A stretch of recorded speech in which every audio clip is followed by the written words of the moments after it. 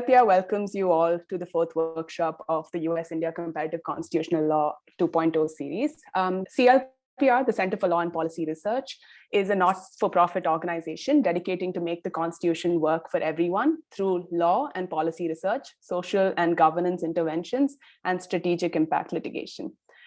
This project is in furtherance of our constitutional culture initiative. This initiative is aimed at creating public awareness and creating active public engagement with India's constitutional tradition to build a popular constitutional culture in this country. Over the years, this initiative has widened in scope to include our website, public events and conferences. Our constitutionofindia.net website curates debates that took place in the Constituent Assembly leading up to the framing of our Constitution. The website also hosts historical constitutions, which document constitutional aspirations prior to our Constitution framing period. We also have biographies of Constituent Assembly members, succinct debate summaries of articles of the Constitution, and content that engages with India's constitutional past with a peg to contemporary social and political events. We encourage students who are interested to visit the website to read, search, and explore more about India's constitutional history and practice. Apart from this, we also host an annual quiz known as Conquest, which is a national quiz on the Indian Constitution, politics, and history. In 2020, it was held in an online format due to the pandemic. We also host numerous impactful workshops and events aimed at imparting constitutional education in schools and colleges. We have expanded our awareness initiatives this year to include merchandise and multimedia content. We also designed lapel pins and a preamble t-shirt. In 2021, in light of the 75th Independence Day, we released an animation video on the making of India's Constitution, which will be part of this workshop as well. Now, coming back to this workshop, the purpose of this project is to help students understand and appreciate the constitutional traditions of India and the US. Through these sessions, we aim to increase engagement and appreciation of US and Indian constitutional law, and also facilitate collaborative constitutional understanding and an exchange of ideas amongst Indian and American law schools. I would like to thank Professor Aparna Chandra for partnering with us, supporting this project and bringing this all together. I would also like to thank the US Consulate Chennai for all their support. We have with us today Ms. Anneli Seshadri and Ms. Usha Davalur from the US Consulate General Chennai office. Ms. Anneli Seshadri is the Public Affairs Officer at the US Consulate General Chennai. She previously held public diplomacy assignments in Bangkok, Thailand, Toronto, New Delhi, and Washington, DC. She has lived and worked across Southeast Asia and was a Boren Scholar in Hanoi, Vietnam. Thank you, Ms. Seshadri, for joining us. The floor is yours. Thank you. Well, namaskara. Happy New Year, everybody. As CLPR just said, I'm coming to you from the US Consulate in Chennai, although like most of you, I'm just coming to you from my room in my house. So I hope all of you are keeping healthy. I would like to thank Dr. Jaina Kotari and our stakeholders at CLPR for putting this workshop together. I'd also like to thank Dr. Sudhir Krishnaswamy, the Vice Chancellor at the National Law School in India, for hosting, and for Dr. Aparna Chandra for organizing it. Dr. Chandra, really great to read about your background, which I see includes a degree from the United States, and about all your academic and research pursuits. I look forward to meeting you. This is our second collaboration with the National Law School. You hosted the U.S. India Comparative Constitutional Law debate in 2019, and I understand that your school supplied the winner of that debate. This is Ms. Unadi Ashish Gia, and I'm told she received her award from Justice Indira Banerjee, who's a judge at the Supreme Court of India. So that was a successful project, and really glad to be back with you for another exciting initiative. And I really want to thank the students for taking the time, for all your efforts, for your hard work to participate. Law school is very demanding, both in India and the United States. And I know that you're taking this workshop in the midst of a heavy load. I'm glad to hear you're getting class credit, and I'm glad to hear participation is part of that. So very American. So look forward to talking to more of you, and hope you enjoy the experience. So just to give you some context, the U.S. Consulate in Chennai, serves the people of South India, and we're part of the U.S. Embassy, the U.S. mission to India. And why are we doing this of all the different things that we could be doing? Well, this project really hits two of our objectives. One of our objectives is to celebrate our shared value of democracy. And the other is to foster higher education collaboration with the United States. I'll talk about the democracy objective in a moment, but just want to congratulate CLPR and NLS on initiating a relationship with Tulane University in New Orleans. I really hope that you have great conversations with the Tulane students and you enjoy the engagement. And I'm very impressed with the level of scholarship that you have lined up for this workshop, including lectures by professors from Oxford University and Harvard Law. So super job organizing. Going to try to be a fly on the wall for at least one of those lectures, but I think you're in for a treat. So while it's true, getting back to the democracy objective, while it's true that sort of celebrating our mutual love and appreciation for the democratic system has been a mainstay for the U.S. Embassy, it's taken on really new importance to the Biden-Harris administration. As you may know, in December, President Biden hosted a virtual summit for democracy. And this year is going to be a whole year celebrating democracy. And then we're going to have hopefully an in-person summit for democracy at the end of 2022. Prime Minister Modi was invited to join. He participated in the virtual summit. We expect he will receive an invitation this year as well. So it's really an exciting initiative. What are the objectives? Strengthen democracy, defend against authoritarianism, address and fight corruption, and promote respect for human rights. We viewed this summit as an opportunity to listen, to learn, to speak about the challenges that face democracies within the United States and abroad. And as context for this, you've seen reports indicating that over half of all democracies have experienced a decline in at least one aspect of their democratic system in the last 10 years. And we know that we're not immune to weaknesses in our system. We are approaching this from the standpoint of humility. And we do say, and you've heard our leadership say, it's a work in progress. Democracy is always a work in progress. And I'm, again, excited for you to ask questions of your counterparts in Louisiana and really get your peer perspective on current issues around democracy in the United States, because there's a lot going on. President Biden says democracy is fragile, but we believe it's resilient, and we know that it needs champions. So lawyers, judges, law students, you are those champions. As eventual graduates of India's most prestigious law school, you're going to be called upon to champion your constitution against future threats. And the youth of India are really going to look to you to play an important role in protecting democracy. I'm really thrilled that as part of your studies, you're going to look at the cross-fertilization of ideas between the United States and India. I learned in my own research when you started doing this project that Dr. Ambedkar received his PhD from Columbia University in New York as one example, but it's also not a one-way street. In fact, when I went back to read President Biden's opening remarks for the Summit of Democracy, I was delighted to see a reference to Mahatma Gandhi. So it goes both ways. I hope as tomorrow's leaders, your participation, your engagement in the project, and the knowledge you gain will enable you to contribute to your own goals. And in closing, we look forward to partnering again with CLPR or with NLS or with NLS on new initiatives. We're always open for ideas on how the US can approach these types of conversations in India. Not always easy, but always important. So just 2 tips, please follow our social media so you can see what we're doing in India. And also, if any of you are interested in continuing your legal education, perhaps with an LMS or LLM or JD, we have amazing law schools in the US, and we hope you'll consider a further degree. And we do have in Bangalore an institution called Yashna Trust. It runs Education USA, which is a free education advising service. So please contact Yashna Trust if you ever want to pursue that. And of course, your folks at NLS will have those contact details as well.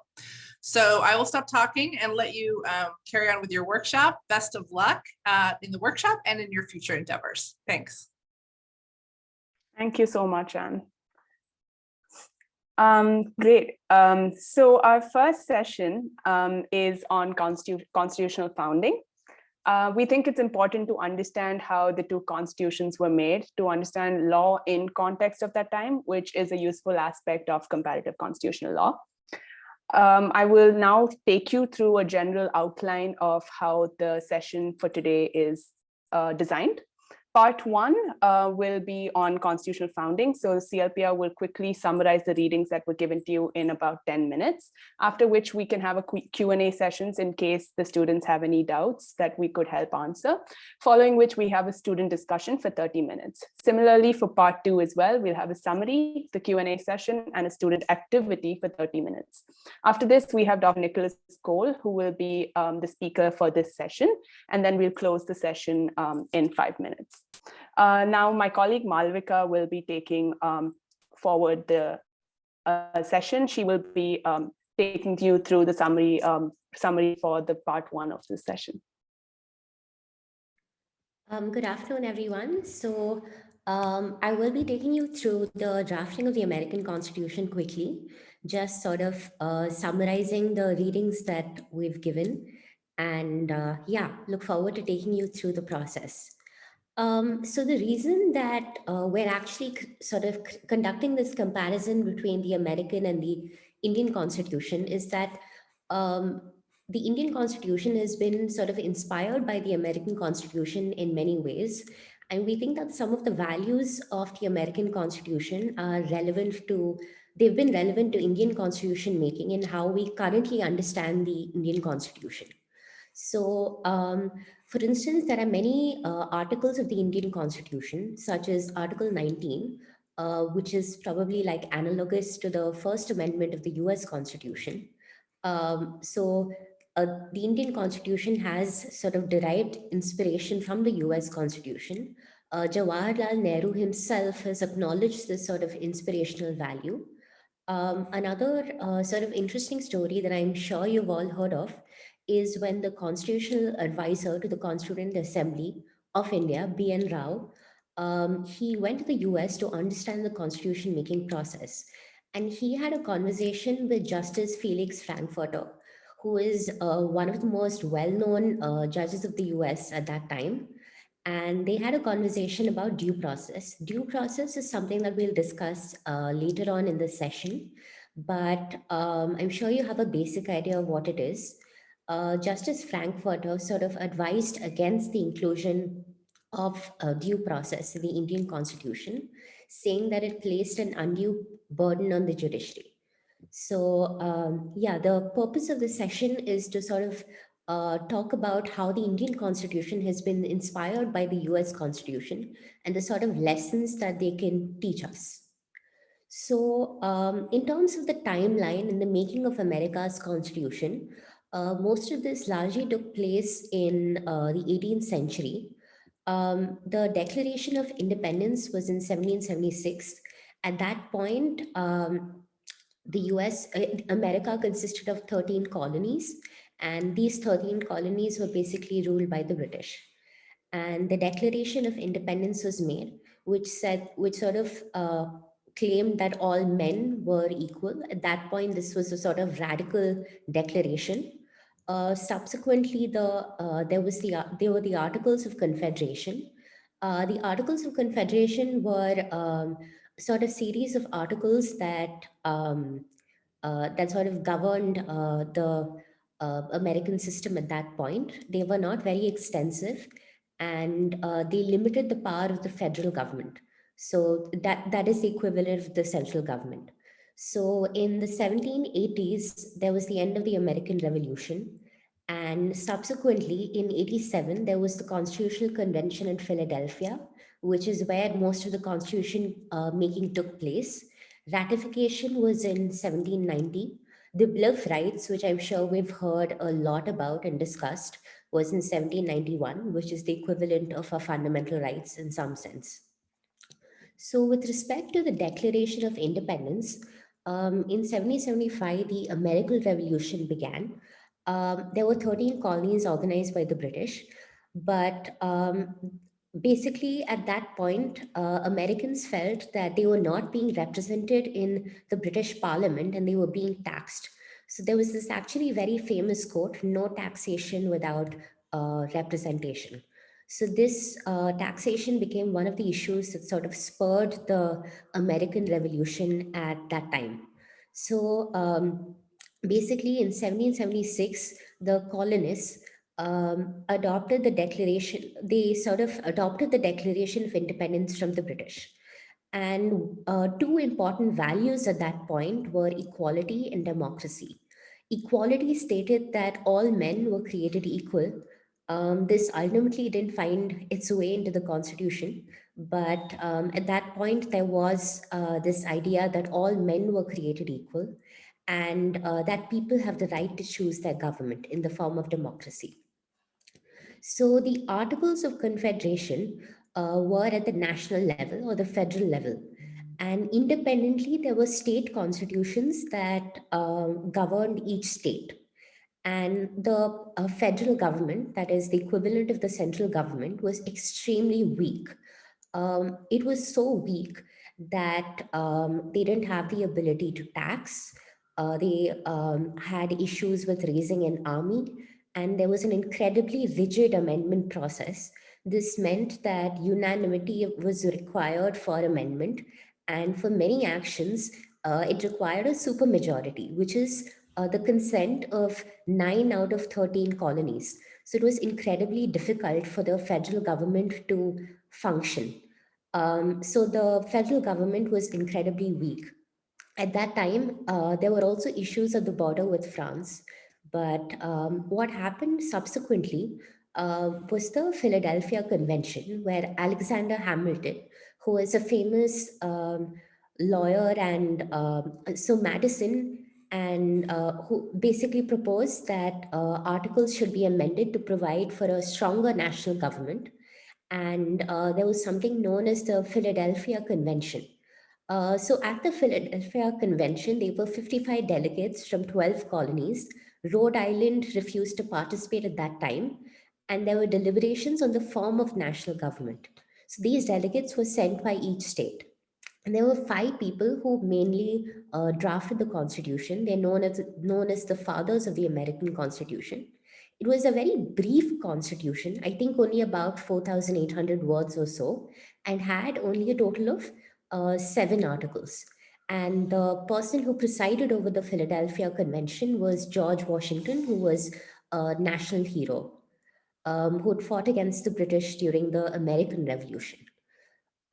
So the ratification process, each state basically had to ratify the constitution, and this was a very fraught process because many states were afraid that the constitution would allow for a very sort of federal government, very powerful federal government that would take away states' rights and individual liberties. So Madison, Hamilton, and John Jay, they published a series of papers or articles known as the Federalist Papers that spoke about why the Constitution is important. So what is very interesting to know is that the people who opposed this process were the anti-federalists. And what happened to sort of assuage the anti-federalists was something known as the Bill of Rights, which was a list of rights that prevented the federal government from infringing upon the rights of citizens.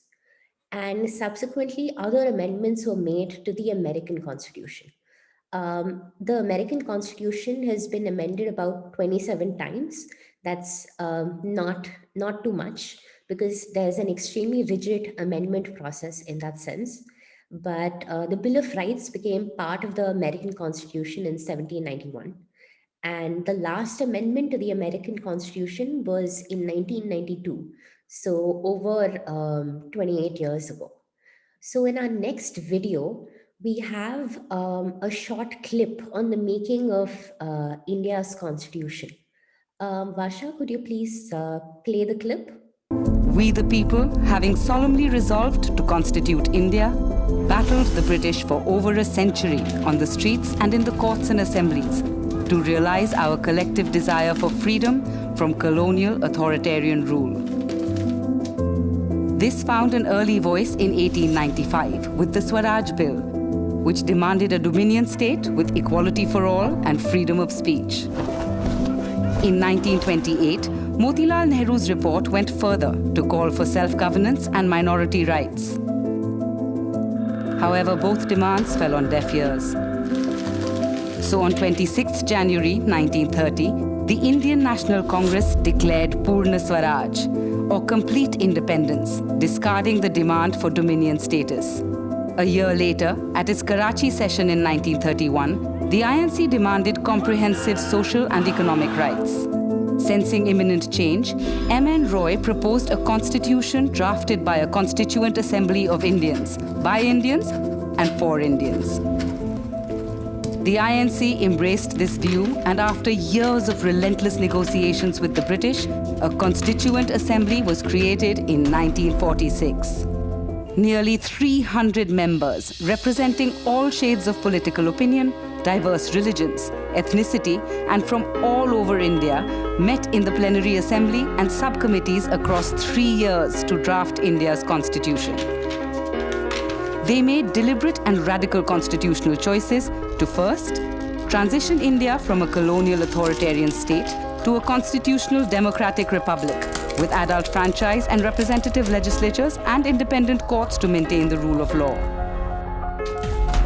Second, to transform a traditional society built on caste hierarchy and patriarchy into a modern egalitarian society based on every individual's dignity and fraternal relations between them all. Third, usher in a multi-religious secular democracy by assuring individual freedom of religion and keeping the state away from organized religion.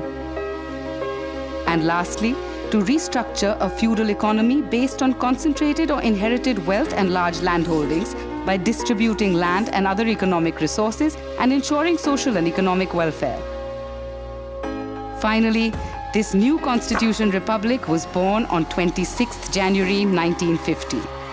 7 decades later, our Constitutional Republic needs you to be a Constitution defender, to preserve, protect, and realize the progressive constitutional dream to build a new India.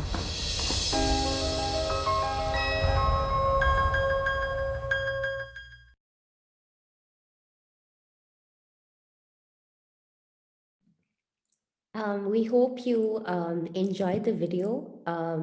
So this video is by CLPR, and yeah, we hope that this was able to give you an idea of how the Indian Constitution was drafted and the kind of values that the framers found important. So now we're going to have a discussion, like an interaction, where we sort of discuss the United States and the Indian Constitution in some context. So our first discussion question will be, should constitutions be made democratically? Please do feel free to jump in, raise your hands, and we can have a discussion on why you think constitutions should be democratic or not, whether democracy is, whether democratic values are important to a constitution. So I see that there are 2 raised hands. For some reason, I can't see who they are. Yes. You can, don't worry. Arzu?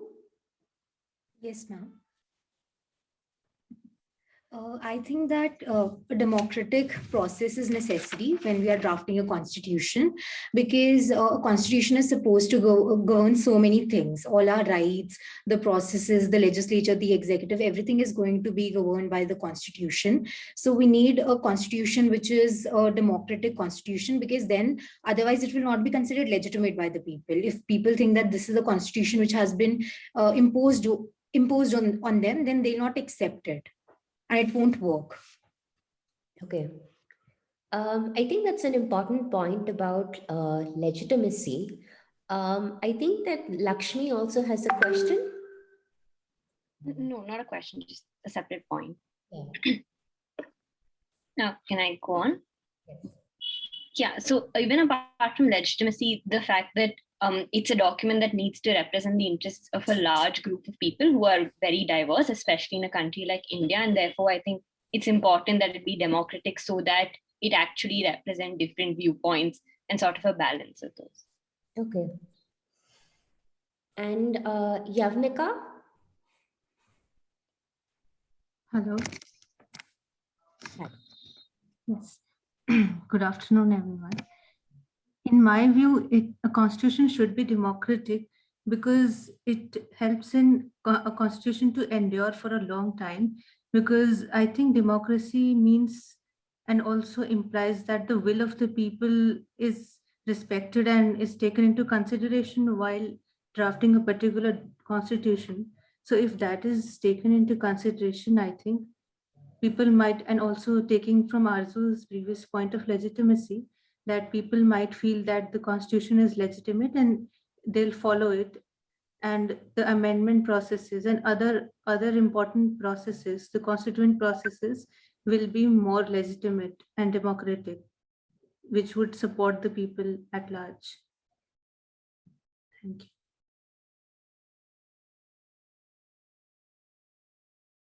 Sorry, I forgot to unmute myself. Just taking from your point, Yavnika, would you say that a constitution that is not democratically made is illegitimate?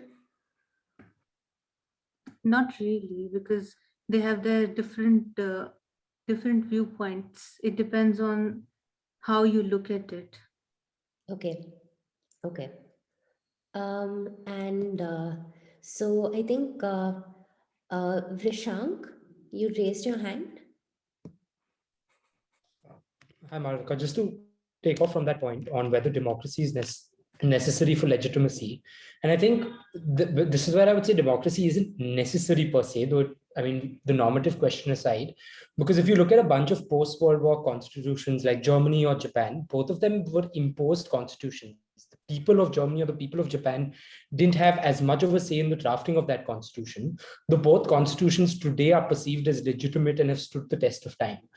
And so the more important question is, when we talk about when we say it should be democratic nature, what does that mean for process? So if you look at the Indian Constitution, it's quite legitimate in today's world, but it wouldn't really be very democratic because the people who selected it were only the propertied classes. Not everyone could vote for it.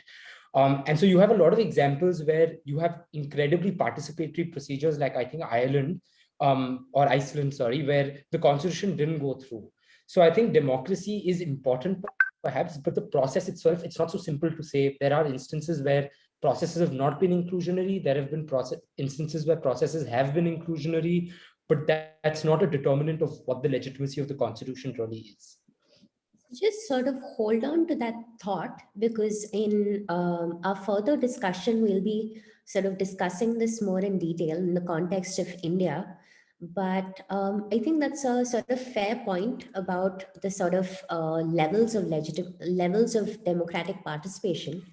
So far we've sort of discussed whether the consensus seems to be that democracy is important to constitution making, but I was wondering if anyone has a counter to that.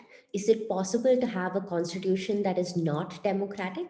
Would that be a legitimate constitution? Is that desirable in any sense? Or is it something that's even feasible? Does anyone have a response to that? I see that there are hands raised. So, Sumit? Ma'am, so to answer your question right now, I think the examples that Prashant gave are essentially examples where constitutions aren't democratically made as such. They are imposed to a certain extent, but they have still gained legitimacy over the course of time, given how institutions have operated under them and how the public has perceived them. To answer the broader discussion question that we have right now, we need to talk about what exactly do we mean when we say making constitution democratically, because to my mind, democratic process in a constitution making context would mean inclusion, especially of the minority communities and the voices which aren't heard, and second, of representation. And both of these values that are inherent when you talk about a democratic constitution making process, while are essential for gaining legitimacy of a constitution, aren't necessarily essential as such, in the sense that when we talk about these imposed constitutions, as Shashank mentioned, like say Germany or Japan, the legitimacy that they have gained has been independent of the fact that these processes and how they came about weren't democratic as such. But it's how they've operated and how the people who have taken the power within these constitutional institutions, how have they on and taken the public will at large to exercise their powers under. Independent of the constitution making process, it's how power is exercised where the concept of democracy becomes even more pronounced. So, Pranav, do you have a response to that, or would you like to add to that? I would like to push back on the idea that democracy is essential for a constitution to be legitimate, because democracy itself is a concept that has Western origins, and the way we very easily associate it with processes like elections and quotas is something that has a epistemological basis in the Western idea of the political, and there are other ideas of the political. And I think what matters more is how do the popular politics of that society relate to the representative or institutional arrangements that govern them. So if it's a largely indigenous people ruled area where they go by their customs and culture and nodes of divinity, or if it's an Islamic republic wherein they worship or where they revere a person, a prophet, even that can be democratic. I think what we need to determine, the standards of whether it is democratic have to come from the people who are being governed, while keeping one thing in mind, that there should be a degree of deliberation and dialogue. So if any society does not have any possibility of dialogue, then that can be a red flag. But I do think that the easy association of elections, representation, democracy with legitimacy is something we should be careful about. So Pranav, you were just mentioning that, you know, democracy is a Western value. I mean, in that sense, maybe it's like a post-Enlightenment value, but I think there is some, there is, first of all, like indigenous evidence of democracy within India and Asian and African countries. So perhaps when we say that it's a Western value, we ourselves are sort of applying some sort of colonial Eurocentric lens to it. But not just that, but even if we were to go by the assumption that democracy is a Western value, does it necessarily have to be discarded in that sense? So if I may just say something, I think I have a problem with the automatic association of the institutions of Western political thought with democracy. I know that there has been a process of engagement between the colonial contexts as well as ideas that have come in. But I do think that this sort of retrofitting of certain ancient ideas and indigenous ideas into the Western framework of democracy is not exactly democratic. So if we were to think of something democratic, it will have to be very organic. And obviously we are not seeking like utopias here, but if we keeping place for very pluralistic ideas of democracy, it's important to know that there are other ways of being democratic than the classic Western script. And even India is an example of that, because when we became democratic, we were an outlier. Oh, I was just going to say that we can have this discussion in our next session, which will sort of touch upon what we're saying. I was wondering if Bodhisattva has a response to this, whether he wants to add to this, or whether he thinks that democracy is in fact important to constitution making. Bodhisattva? Malvika, before you go on, can I say something sort of maybe also sharpen something that Pranav was saying for us to think about? And I wonder, Pranav, if you meant that there might be different ways of thinking about political legitimacy and democracy in its institutional form, right, with elections and representations and all of that, is one way of thinking about political legitimacy. And there might be other ways of organizing society which have other scripts of political legitimacy. So democracy gives political legitimacy in one way, but there are other ways of thinking about what kinds of political formations are deemed to be legitimate. So did you mean, and I'm just wondering, because I was a bit confused, did you mean that democracy is not the only channel for political legitimacy, or did you mean that democracy itself means different things? So you could have a society which does not have some form of, equal representation, participation for people, in whatever form, but could still be considered democratic. Is that what you meant, or do you mean that it could still be considered internally by the participants as being politically legitimate? Am I allowed to say that I meant both things? So I meant that democracy is not the necessary condition for political legitimacy, and also that democracy is not one script. So it can follow various scripts, various electoral system, various methods of, there can be unequal political representation to various groups and individuals, and it can still be democratic. It has to depend on the context. That's a very sort of nuanced answer. Really enjoy your response, Pranav. Bodhisattva, would you like to respond to that or add to that in any way? Yes, ma'am.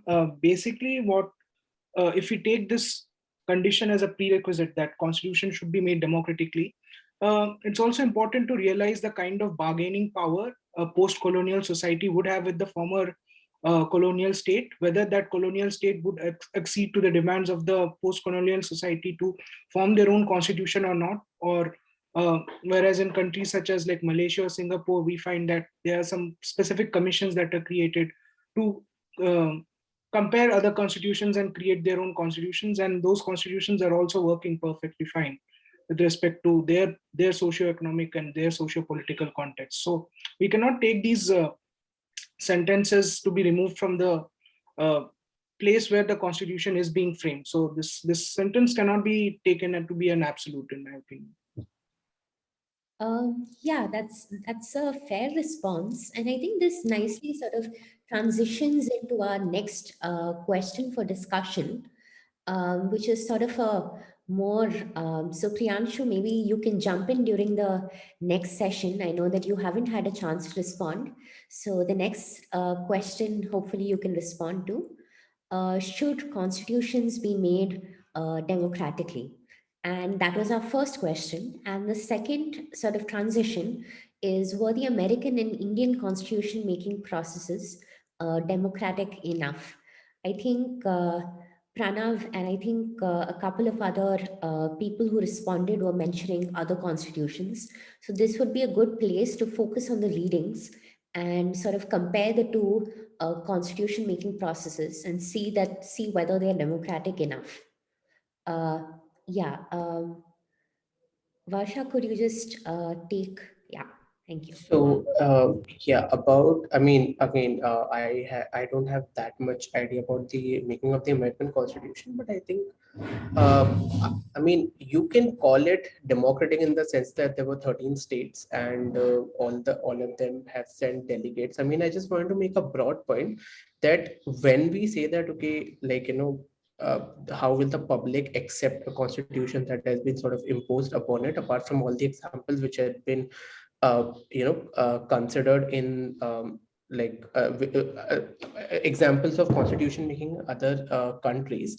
My point was, are we confusing public participation in constitution making with a constitution being democratically made, right? For example, in the American Constitution, I would say that there was absolutely no public participation because there was like just delegates coming from different states, but as far as the states were concerned, there was some sort of democracy, right? So like Shantanu mentioned the point in the chat, that it's not just about the democracy, but what are your standards of democracy to begin with? Who are you including? Who are you excluding? Coming to the Indian constitution making, I think the process was reasonably democratic, as well as there was indirect participation, if not direct participation to begin with. So yeah, I think your point is largely that there are sort of layers of democracy in that levels of democracy in that sense, and that you would say that the American Constitution fulfilled some levels while sort of not going up to certain levels of democratic process. So yeah, Satyajit, would you add on to what Priyanshu has said, or do you have a counter example from the American or the Indian Constitution? A bit of both, actually. So the first thing is that when we try to evaluate whether it was democratic or not, the inquiry is necessarily very contextual. So we can't look at, let's say, the social circumstances in 1780s and try and apply what our current notions of human rights and democracy are. But the counter at raised to what Priyanshu said was that even though the American Constitution was predominantly drafted and written by white propertied men, at the end of the day, the entire process was legitimized through referendum, which essentially means that over time, even though there might have been like a process that wasn't really democratic, the end result was certified by the American population. So in that sense, I think you could argue even by today's standards that it is somewhat democratic. And coming to the Indian Constitution, like I know the dominant opinion tends to be that the Congress, like, and we see this in the reading as well in Granville Austin's piece, that the Congress had representation of different minorities and so on. But that seems to me to be a very formalistic understanding of what democracy means, because at the end of the day, if you have a party issuing a whip asking people to vote or in a certain way, you might have as much representation on paper, but that doesn't really translate into meaningful democracy. So I think that we could also question whether the Indian Constitution, despite its formal like democratic origins, was actually democratic at all. Yeah, I think that's an interesting question, because the natural assumption seems to be that the Indian Constitution was like definitely democratically made. But I think, yeah, something that you were mentioning, I think in the earlier part of your answer was the men who were at the heart of the American Constitution. I think it's important to remember that, remember the background of slavery at that point.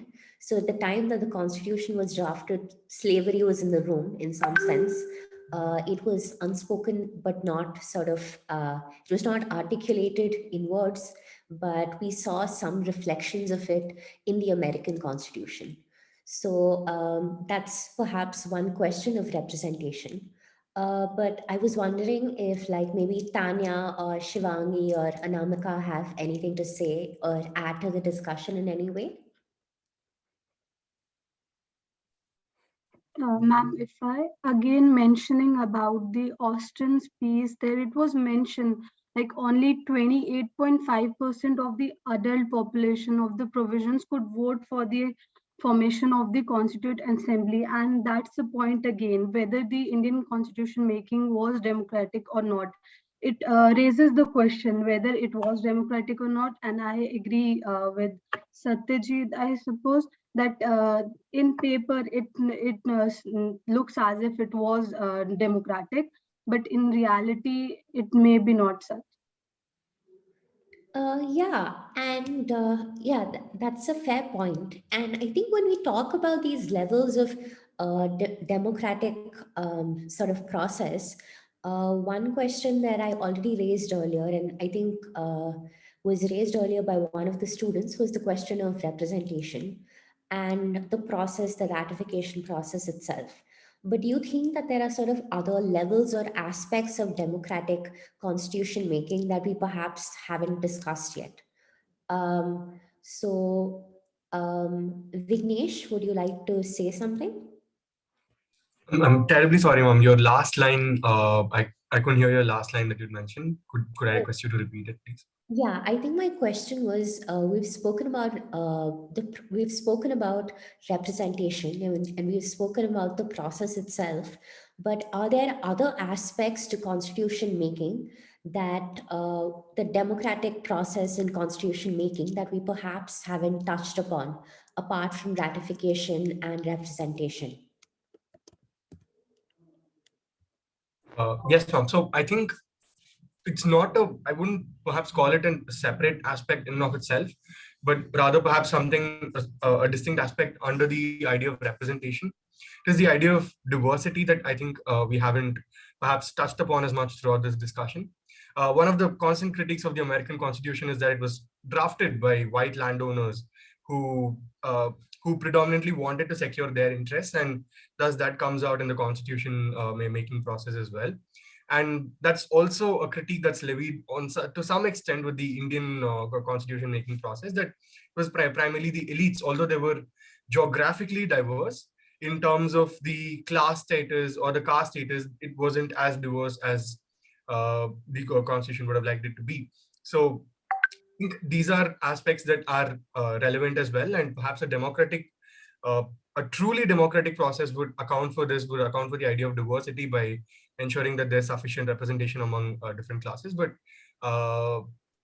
so this was just something that I thought was relevant.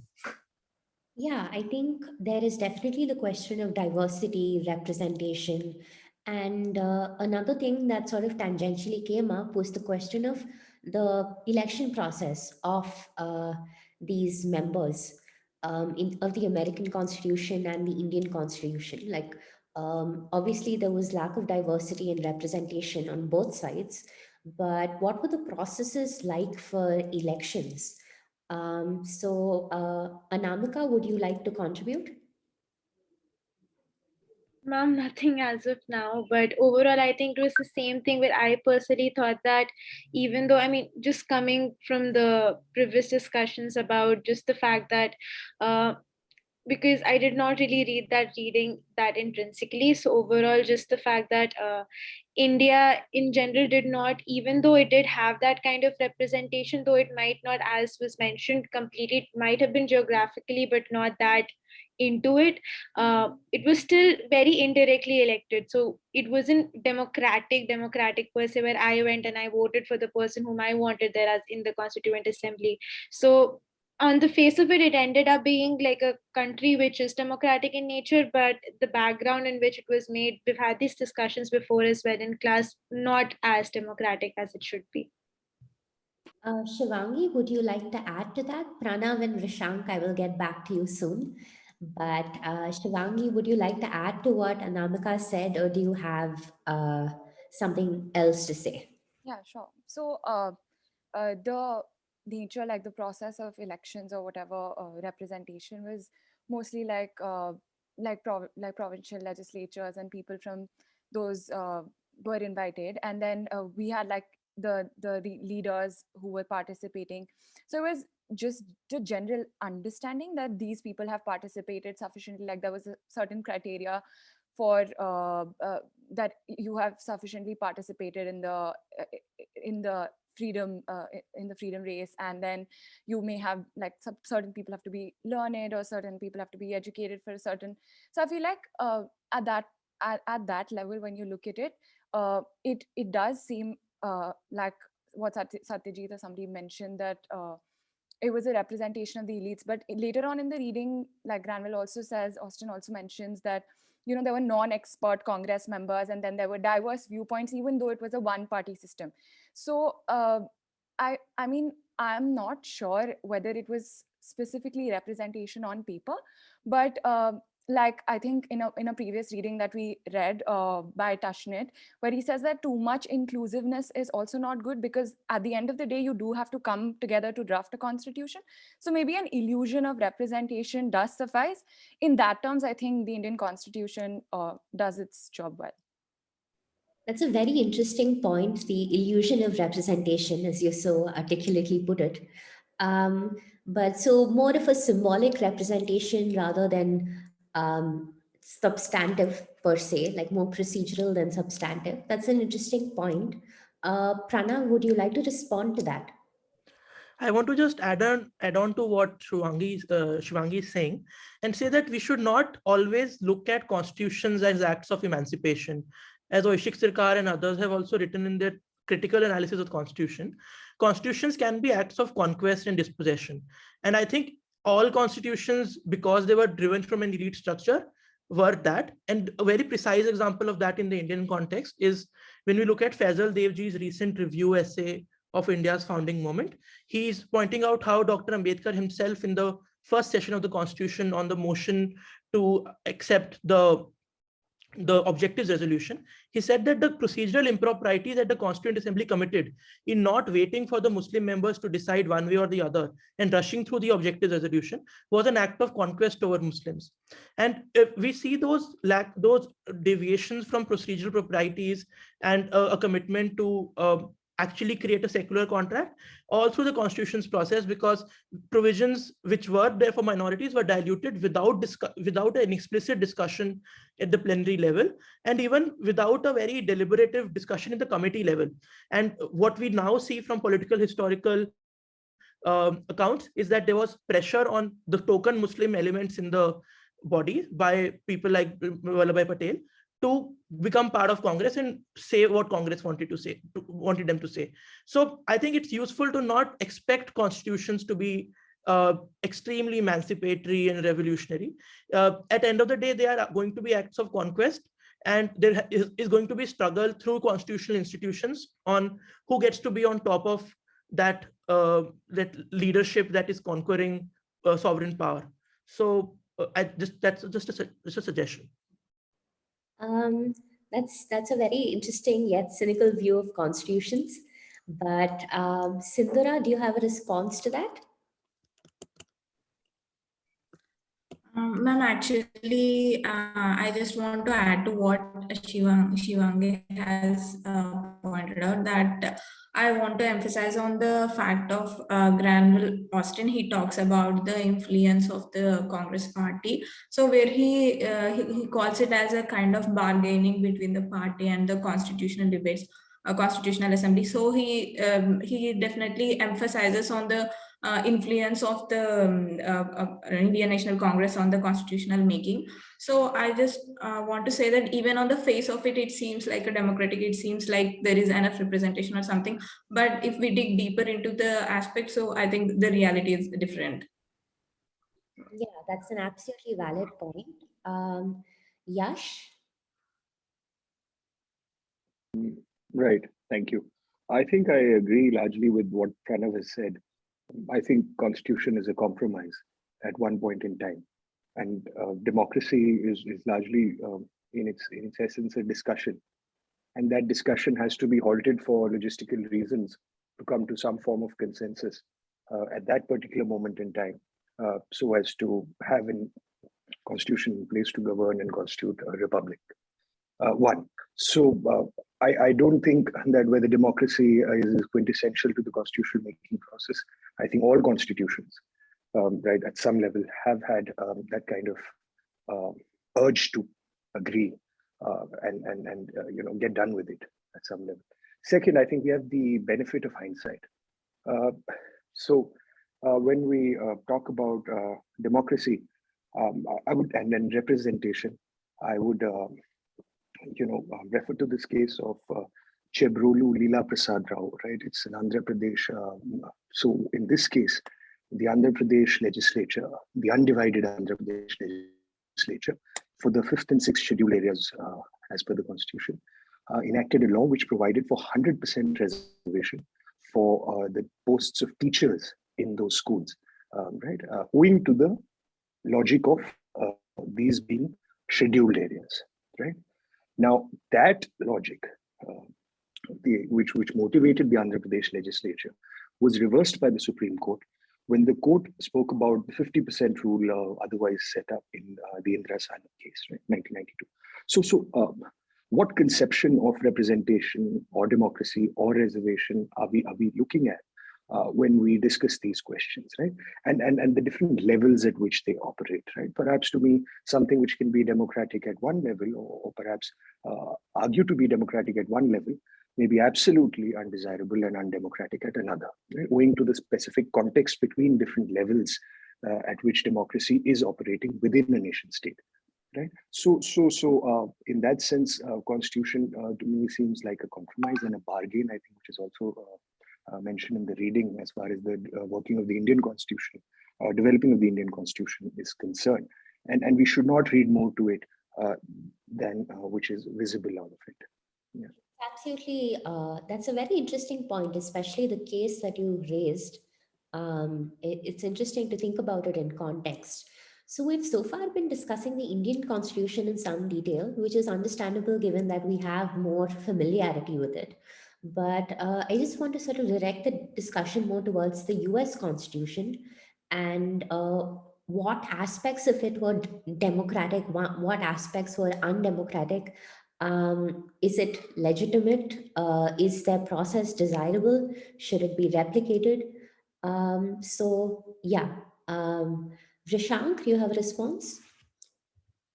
Malvika, before Vrishank comes in, can I just add a couple of things?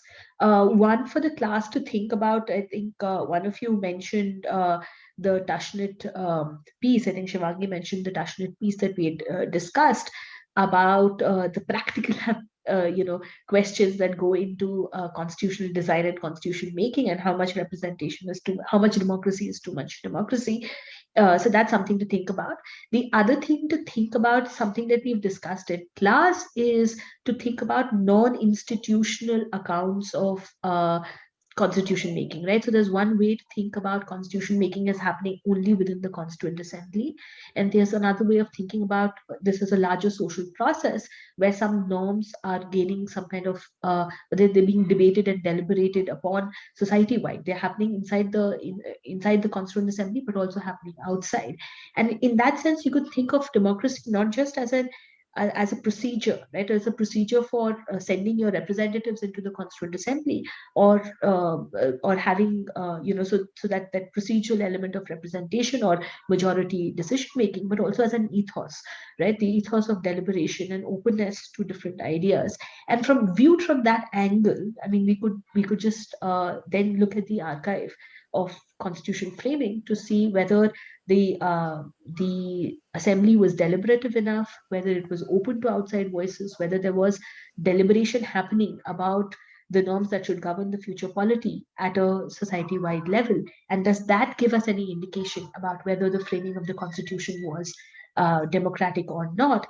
And I don't know that we've discussed that in this course, but maybe in your constitutional law courses, you may have read this very interesting piece by Aditya Nigam about Constituent Assembly's text. It's called Text Without Author, Interpreting a Constitution Text Without Author, which says that, which basically looks at this sort of, non-institutional account of how the norms of the constitution were solidified at the moment of, or to the extent that they were solidified at the time of making of the constitution. So that's something to think about.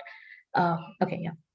Yeah, so I think that those are very interesting points. As usual, Aparna has, made the discussion so much more fruitful.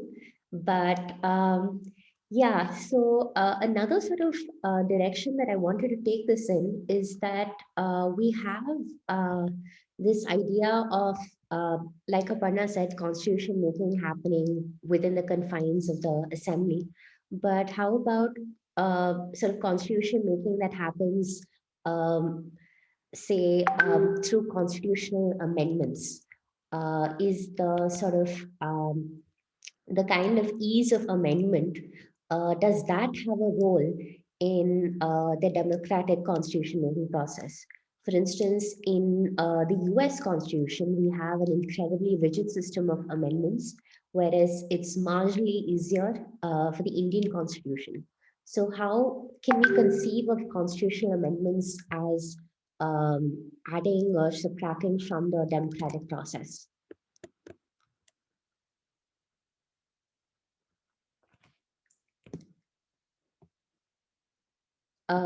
Yes. Sumit? Hi, madam. Am I audible? Yes. Yes, so with respect to amendments affecting the constitutional order in a country, I feel that if you look at constitutions in and of themselves, creating what is the nature, very purpose for which a constitution is brought into place, and how those amendments affect the broader order which they create is in that sense something which would answer your question better, in the sense that when you look at even the basic structure doctrine in India and how it operates, the line which the Supreme Court draws of to what extent does the legislature have any sort of power over the Constitution's basic structure, the core of the Constitution being affected, is something which has been replicated across, not just in India, but in other jurisdictions as well. And it is that line which determines to what extent, and the concept which essentially replacement of a constitution, right? At what level would you say that an amendment is so deeply structured in the sort of institutional changes that it brings about, that you essentially change the entire constitution itself, you revise it. But and in that sense, a basic structure doctrine is something that operates to nullify those effects, and is something which we see has been essentially a judicial doctrine that has been followed in jurisdictions other than India as well. So I think in that sense, amendments, while giving the legislature some sort of leeway to ensure that a constitution does not remain too rigid, to stuck up to its values, which may not be the ones that you would want in a modern society, it's still, you cannot amend it to the extent that it replaces all of the values and the norms which the original constitution had emphasized. Yeah, that's an interesting point. And again, I'd sort of like to highlight the American Constitution in that regard, to just sort of create a comparison in that sense. There have been very few amendments to the American Constitution. There have been only about 27 amendments, and many of those are actually the Bill of Rights. So, and the last was in 92, which was over 2 decades ago. So it's it sort of tells you a little bit about how the framers envisioned the constitution making process to sort of continue in the future, whether they wanted a constitution that was sort of rooted or set in time, or whether they wanted a more sort of flexible growth of the constitution, like a living constitution that sort of grew not just in the form of judicial pronouncements, but in terms of, say, amendments to the constitution, or whether they wanted something that was slightly more rigid in that sense.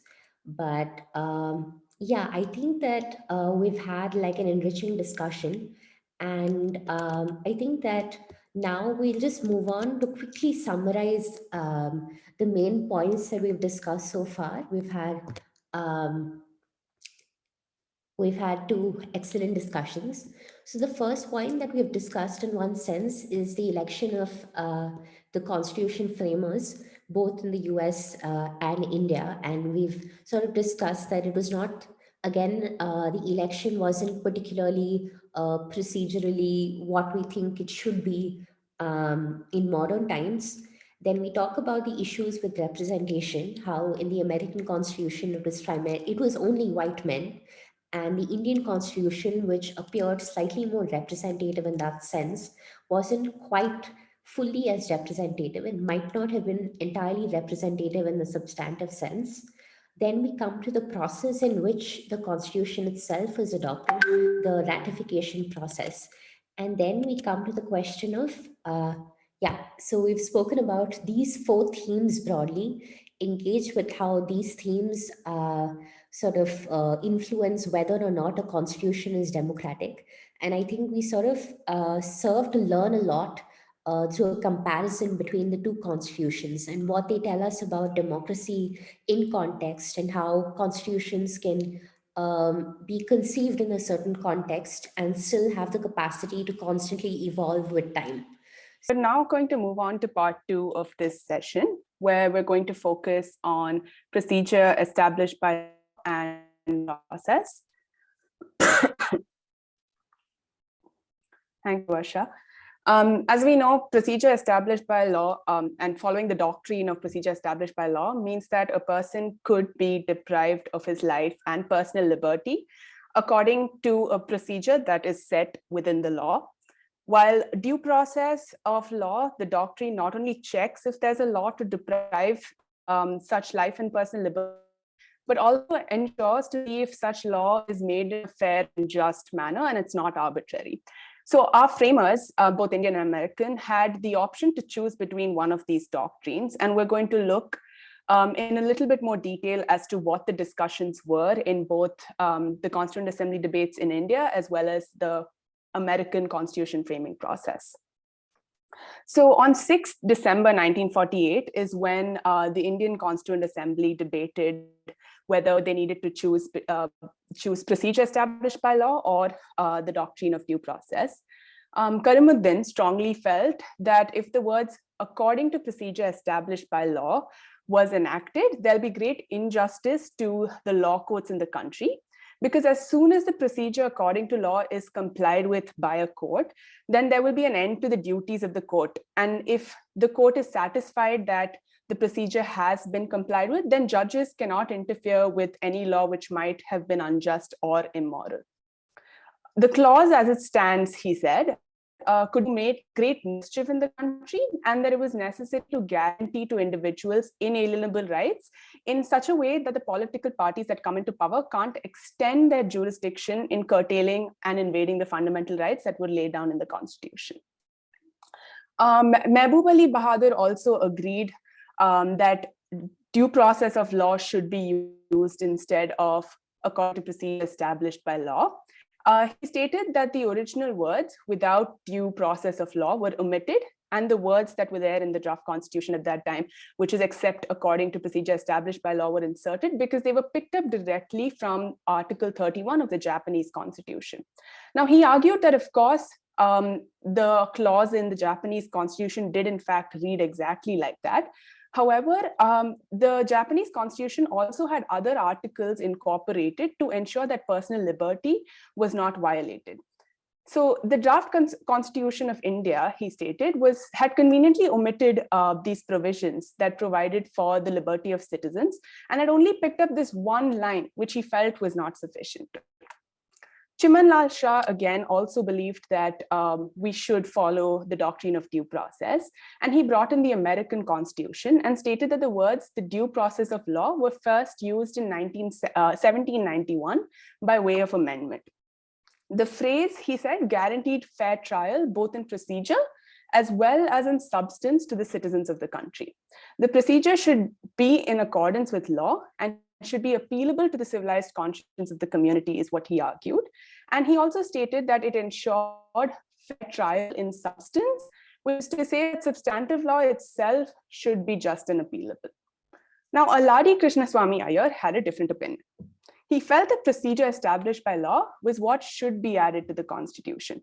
He also brought in the American Constitution like Chiman Lal Shah, but argued a little differently.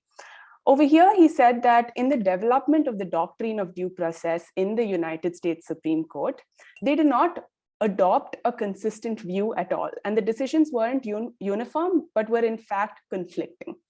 So the drafting committee had suggested that procedure established by law instead of due process should be used, because they were almost guilty of being apprehensive of judicial whims and fancies in the molding of law, and so stayed away from the doctrine of due process. Overall, he was against using the doctrine of due process within the Indian Constitution. Now, Ambedkar takes a middle path. He does not specifically state which one should be kept. One view he stated is that the legislature may not be trusted to make any law which would abrogate the fundamental rights of a man. There's no danger arising from the introduction of the phrase due process.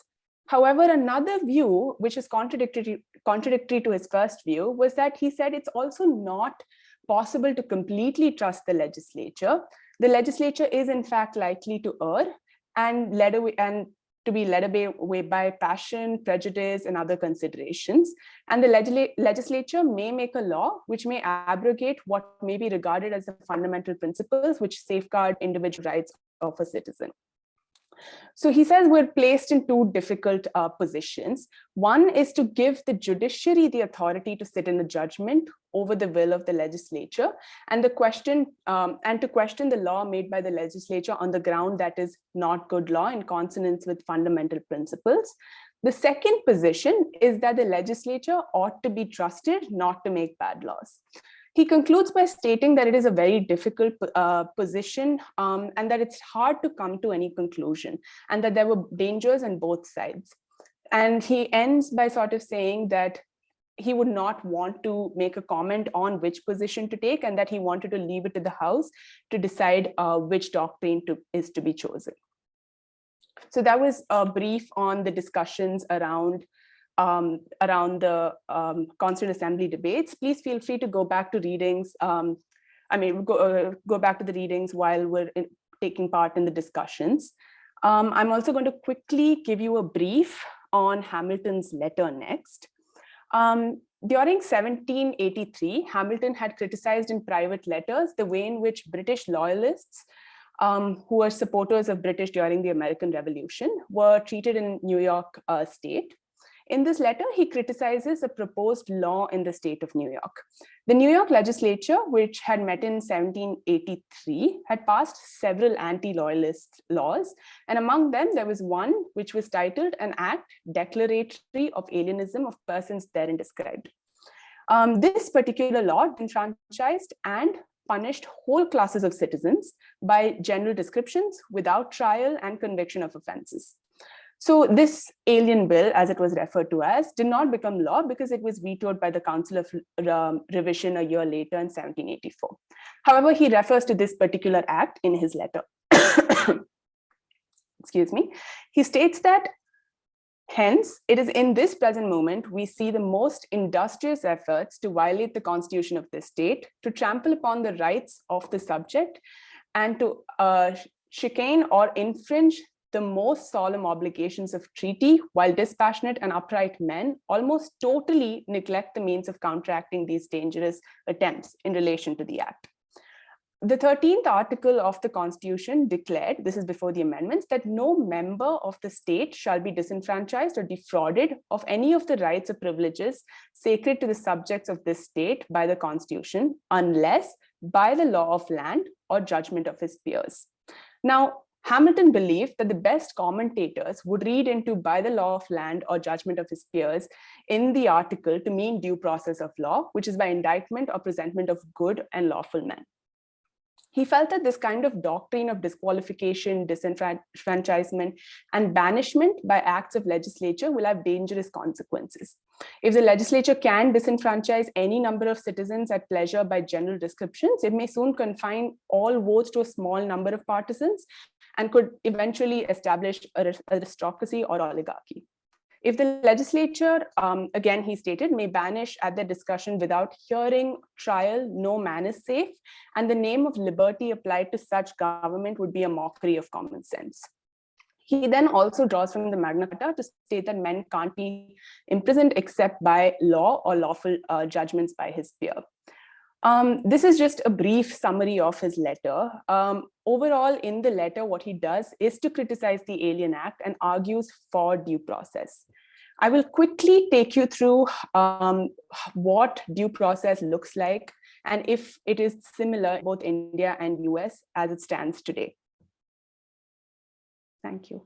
So in 1789, Madison introduced due process clause to the American Constitution.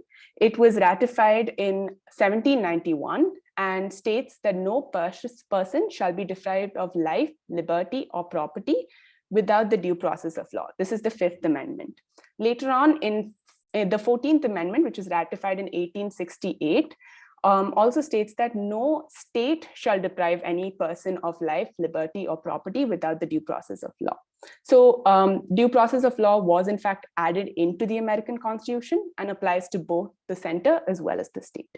In India, Maneka Gandhi versus the Union of India, which is the 1978 case, the Supreme Court held that procedure established by law within the meaning of Article 21 must be right and just and fair and not arbitrary, fanciful, or oppressive.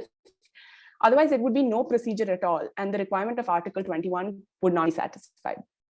So the procedure established by law doctrine has almost acquired a similar significance in India as due process of law clause in America. I think I'll quickly pose the activity question to everyone. And what we can do is then I will split the group in two, and we will commence back for the discussion part of it. So I'm just going to quickly read out the activity question. A new law revoking special privileges accorded to Community X is going to be proposed in the Union Parliament. Community X is in majority in the state A, anticipating unrest in state of A before making the announcement of the new law. The government, under a special law, detained several political leaders, imposed broad restrictions on freedom of movement, and banned public meetings. It also shut down the internet, phone services, and educational institutions. This law was introduced, and a year later, most of these restrictions still continue. Now, what we want you to do is, once we divide you into two groups, is to respond as if Hamilton or Aladi Krishnaswamy Iyer would. So break room A could respond as if they were Hamilton, and break room 2 could be Krishnaswamy Iyer.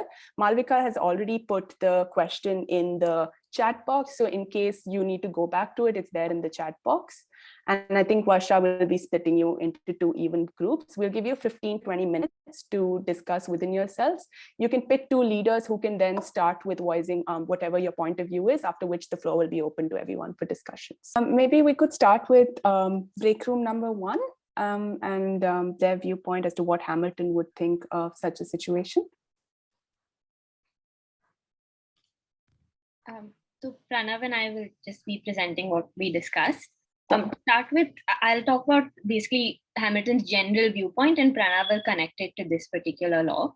So in the letter, what comes out from what Hamilton had an issue with was the fact that a group of people were targeted. So in that case, it was the British loyalists in New York State. And the way that they were targeted was in violation of certain laws, I think, under the Treaty of Peace that were in existence. So, for example, their property was confiscated because they were British loyalists and they were not returned to them for those reasons. And I think generally what we understand from that is that he had an issue with the fact that they were a specific group of people who were separated from the rest, and therefore sort of discriminatory. And second, the fact that they were treated not in accordance with the law that was in place at that particular point of time. And now Pranav will connect it to the specific fact situation.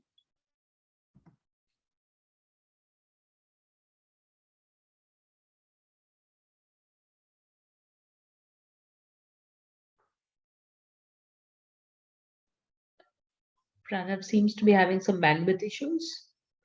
Maybe Lakshmi, you can continue. Sure.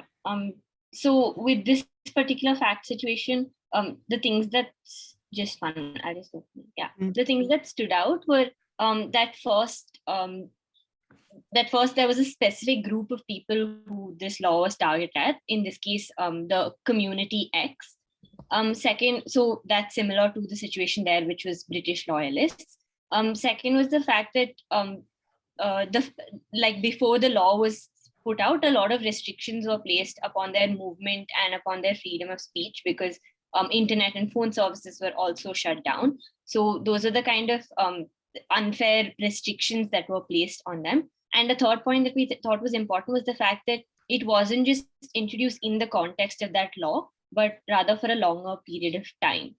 Pranav, are you on the call?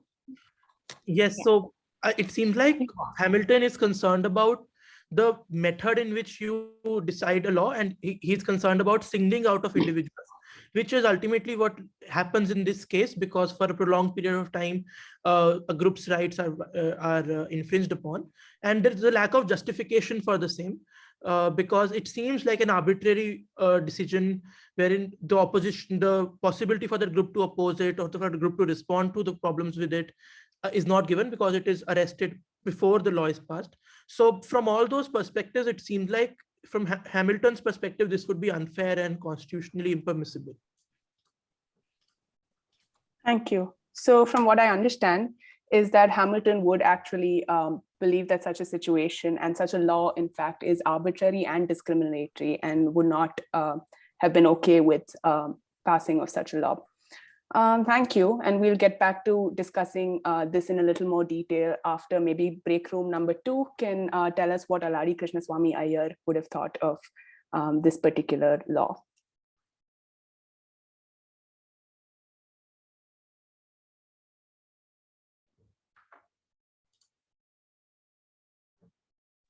Sure. So from our discussions, so while the obvious perhaps thing to say is that because Iyer believed in, or was defending the idea of procedure established by law, he would say this is okay because there's a law that's being done.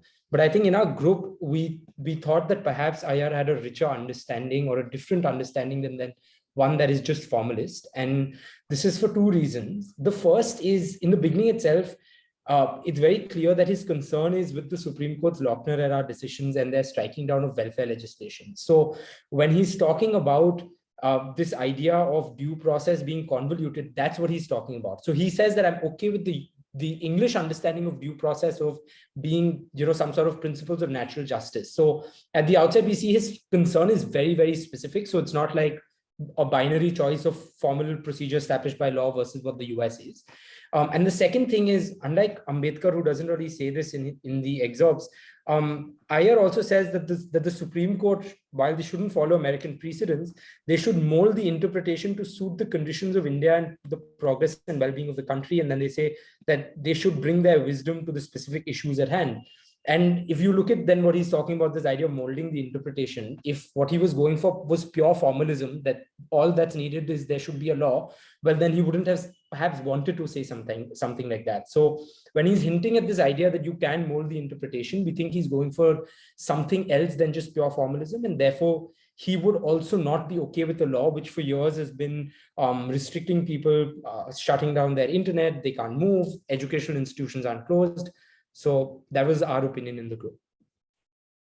Yeah, that's actually a very interesting point. And while discussing this particular activity amongst ourselves, another thing we realized was that what he really had a problem with is, as Malvika had stated during our activity discussion, is that he thought that the courts would have some sort of an inconsistent view, and that was his issue. His issue wasn't really with the idea, the doctrine of due process of law. So I was wondering if somebody would like to sort of expand on that a little bit more, if that's what they understood from what Alari Krishnaswamy Iyer said, or if it was something else.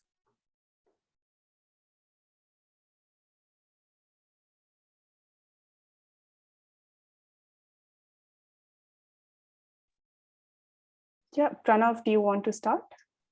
I'm just wondering if Sir Alari Krishnaswamy Iyer had a concern with judiciary having a greater role in checking legislative tyranny, would he have expected the legislative institutions, which are probably at the central level, to check tyranny at the state level? Because it seems that the founders at that time did have an opinion that at the provincial level you will have party interest taking over and tyrannical acts being done. But maybe in his idea, it was the federal legislature as well as what institution like the president and the governor who would check these legislative acts of tyranny and adventurism. So especially because his concern is with regards the judicial, the empowerment of the judiciary. I think that's a very important point because I think it helps you sort of contextualize his words in that words said in a particular context connect to his larger picture rather than just sort of referring to a specific idea, like connecting it to larger issues. So the core of what he was saying perhaps aligned with the question of due process as we understand it. But a preliminary reading of those words may sort of intuitively make us feel like perhaps he was against the process, whereas viewed in context, we see that he was absolutely in favor of due process. And I was just wondering if maybe Radha would like to contribute to this discussion in any way.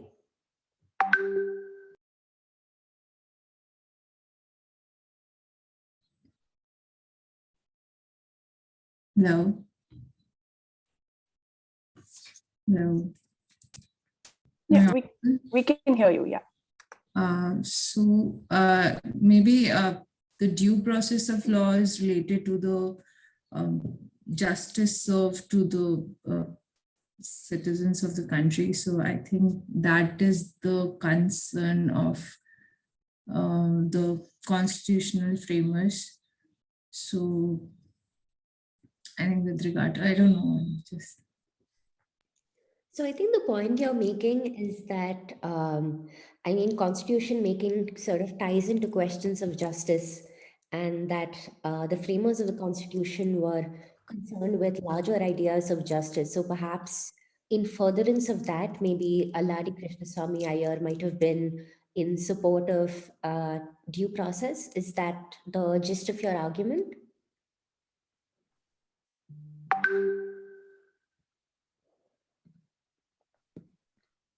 Absolutely. So would Divya like to contribute as well to the discussion? Yes, ma'am. I think the recent trend when I was reading when the discussion was going, I was reading through the Supreme Court judgment of Rajbala versus State of Haryana, wherein the stance was taken back again to the point that Supreme Court mentioned that there is no such thing as due process of law in the Indian context, and law cannot be struck down as being a arbitrary law just like that. And it has, if the law per se is violative of Indian constitution, then only it can be struck down. Otherwise, it's perfectly fine. And I think that's the track back which Supreme Court is taking from the earlier era. It's again going back to the original position, which is very interesting development to look forward to. Yeah, absolutely. Very interesting to see how we contextualize the arguments that were made during the framing of the Constitution. I mean, viewing it in context of modern Supreme Court jurisprudence. So thank you for sort of connecting it to that. So I think we encourage you to keep thinking of these questions, grappling with these questions as you do these readings, and sort of try understanding the historical context in which the Constitution was created, both the American and the Indian Constitution, and how we can engage our contemporary sort of discussions with these historical documents. So I think we can wrap up our discussion right now, and we hand the floor over to Kalyani. Yeah, thank you, Malvika. So yeah, I think that was a great end to the session. And to end this, to wrap up this activity session, we actually have Dr. Nicholas Cole with us. Dr. Nicholas Cole studies the political thought of 18th and early 19th century and is working on a digital project that looks at the way constitutions and treaties have been negotiated over the last 200 years. His particular interests are the influence of classical political thought on America's first politicians and the search for a new science of politics in post-independence America. He studied as an undergraduate and graduate at University College, Oxford, and was a visiting fellow at the International Center for Jefferson Studies at Monticello. He has held research and teaching position at St. Peter's College and within the history faculty. His doctoral work focused on the use made of classical antiquity by Jefferson's generation, and he retains as a strong interest in the reception of classical antiquity in the modern world, about which he has written extensively. He supervises undergraduate and graduate theses on early American politics and ideology and the history of ideas. Dr. Cole, the floor is now yours. Thank you, and thank you for a wonderful welcome, and it's been wonderful to listen to the discussion this morning. Could I share my screen? That's the great, oh, there we are, thank you. Yes. Right, let's see if this works. Okay, I'm going to talk a bit about founding moments. I'm probably going to talk a little bit more about America than India, but I can tell from the discussion this morning that you're well able to draw the connections. Maybe something to say is that the idea of having a written constitution that we think of as quite a modern idea is actually a very old idea. That there were written constitutions thousands of years ago around the world, but the distinctive thing about those constitutions is that they tended to be written by single individuals. Sometimes single individuals who were just chosen for their wisdom, sometimes with the idea of divine involvement. the distinctive feature of the modern world that I'm particularly interested in these days is the idea of having groups of people write a written text. So for example, as we've heard this morning, it takes about 55 people from 12 state delegations in 1787 to write the American federal constitution. The typical constitution of an American state, which I'll talk more about in a bit, takes anywhere between three months and a year to renegotiate. And then, of course, you know about India's constitutional process. But I think this idea that a group of people can write a text together is something that we've taken a little bit too much for granted. In fact, the processes that allow a group of people, I mean, how do you allow 300 people to write a text together and agree on language? That process is in some ways fairly old, about 300 years old, but it's only about 300 years old. The rules of procedure that have allowed that to happen are really a feature of the modern world. And it's those rules of procedure and these processes of collective negotiation of a specific text that I've become very interested in recent years. Why should we worry about founding moments and constitutions, though? Why is that worth our time? I don't want to dwell too much on this, but I think I've never been more nervous about the future of societies that value collective decision-making and the rights of the individual. There are many groups around the world now that say that actually the future for humanity should be rather different, whether it's China talking about its model of democracy, whether it's people in Eastern Europe talking about illiberal models of democracy, whether it's critics within Britain and America talking about the failures of liberal democracy to deal with climate change, whether it's groups of people opposed to Supreme Court judgments in different states and worried that those threaten the legitimacy of states, or whether it's people who doubt the very validity of democratic elections. There are lots and lots of people around the world criticizing the governments that we, I think at the moment, take a little bit for granted. And I should also say I'm a historian, not a lawyer. Why constitutional history? Well, whatever lawyers will tell you, constitutional interpretation is not simply a mechanical process. Without exception, the interpretation of legal texts, and especially constitutions, in the end is something that makes historical claims, either about the nature of language or about the circumstances of agreement. And I think that's where historians get involved. That's not to say that historians know how the law should be applied. That's the job of lawyers. But I think historians can be very interested in helping to illuminate those broader debates. America invented really the idea of having a constitutional convention process or a collective process of drafting constitutions, almost by accident, to fill a kind of a void. In May 1776, Congress in America resolved that the states should frame constitutions for themselves, given a deteriorating situation with Britain. And John Adams at the time referred to this resolution as marking a new epoch in human history. But American states didn't immediately settle down on the idea of having a separate convention process. And some of the early states just allowed the legislature to write a constitution.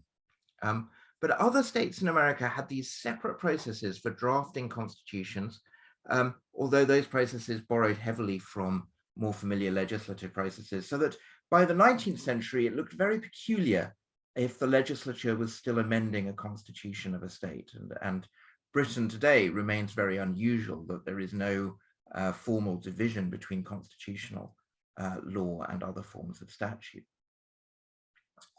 Jefferson in particular criticized his home state of Virginia for being really quite late to the idea of having these separate constitutional conventions.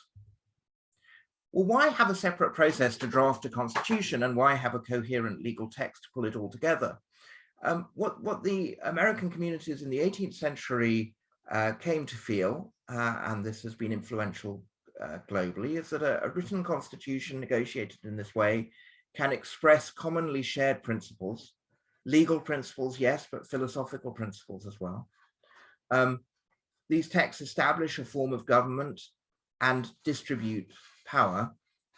They're designed to make it difficult to alter the structure of government, and there's a sort of conservatism inherent in the idea of writing a constitutional text in this nature. I mean, a sort of small c conservatism. These texts often, though not always, establish some individual rights or policies that are removed from the everyday concern of politics, which is often the reason now why many people want to reform constitutions. It's normally with an eye less to institutional structure and more to the idea of protecting particular issues from ordinary political process. And when you put all of that together, we can talk about establishing a kind of limited government, that is to say, a government that can't do whatever it wishes. The 1787 Constitution, you've already talked about this morning, but I think it is significant and influential globally. It's one of the first proofs for the world that a system of government could be negotiated through a process of negotiation, not least because those present didn't all agree on the nature of government that they wished to establish. There was, in fact, a very real division within the convention about what it was that they should be trying to achieve. Another really important feature of that convention is that what was ultimately produced couldn't possibly have been predicted by any of the people that went into the negotiations. They avoided a binary choice between a federal structure as it had been understood as a union of sovereign states and the creation of a single national government for America. And if you had asked anybody on the eve of the convention, was it possible to avoid that choice? They would have said no. They would have said, you've got to pick one or the other. Well, in fact, the convention found that it could discover a sort of new form of federalism. The convention also helped to entrench ideas of popular accountability and limited government against critics, because there were many in the young republic who still doubted the extent to which popular government could really be successful, even in America, and especially when under pressure. And they also established, which is something that we still see echoes of in modern American politics, an overrepresentation of sparsely populated rural states. And this is something you see in many federal systems, that some groups are overrepresented in the political system for various reasons. What the convention failed to establish, however, was no clear mechanism to calibrate and recalibrate this as America developed, and that comes to have really significant consequences for modern American politics. The founding generation were terribly concerned that actually what they were establishing might not last. And so it would be gratifying for them, I think, to hear what's been said this morning about constitutional stability. The federal constitution has been amended only 27 times, and 10 of those are actually the Bill of Rights, which was written all at once. So really, it's only been amended sort of 17 times or 18 times, depending on how you count. But at state level, the picture in America is very different. The state level constitutions, by contrast, have changed very, very frequently. And this is something which is frequently overlooked when we think about the American system, because the federal system seems so static and serene. But America has had, I put some statistics on this slide, but the key one is this: there have been 235 different state constitutions written from scratch since 1776 within the American system. 70 of them written before the Civil War even. And that's not counting all of the many processes of amendment that have changed these documents. That 235 figure just refers to texts that are written from scratch or very significant redraftings of state constitutions. So at state level, for the 50 states of America, the picture of constitutional stability really doesn't hold true. What are the distinctive features of the American tradition, though? Early state constitutions focus very much on process, as does the federal document. That's one of the reasons it's so short. It focuses much more on process than later documents, where later constitutional development has tended to incorporate decisions on policy as well as institutional arrangements. And this process has been massively accelerated in the 20th century by a much more directly popular involvement in constitution writing. The fact that you can change many American states through what are effectively referenda that can be put on the ballot through petitions means that actually a lot of policy is now being written into constitutional text itself.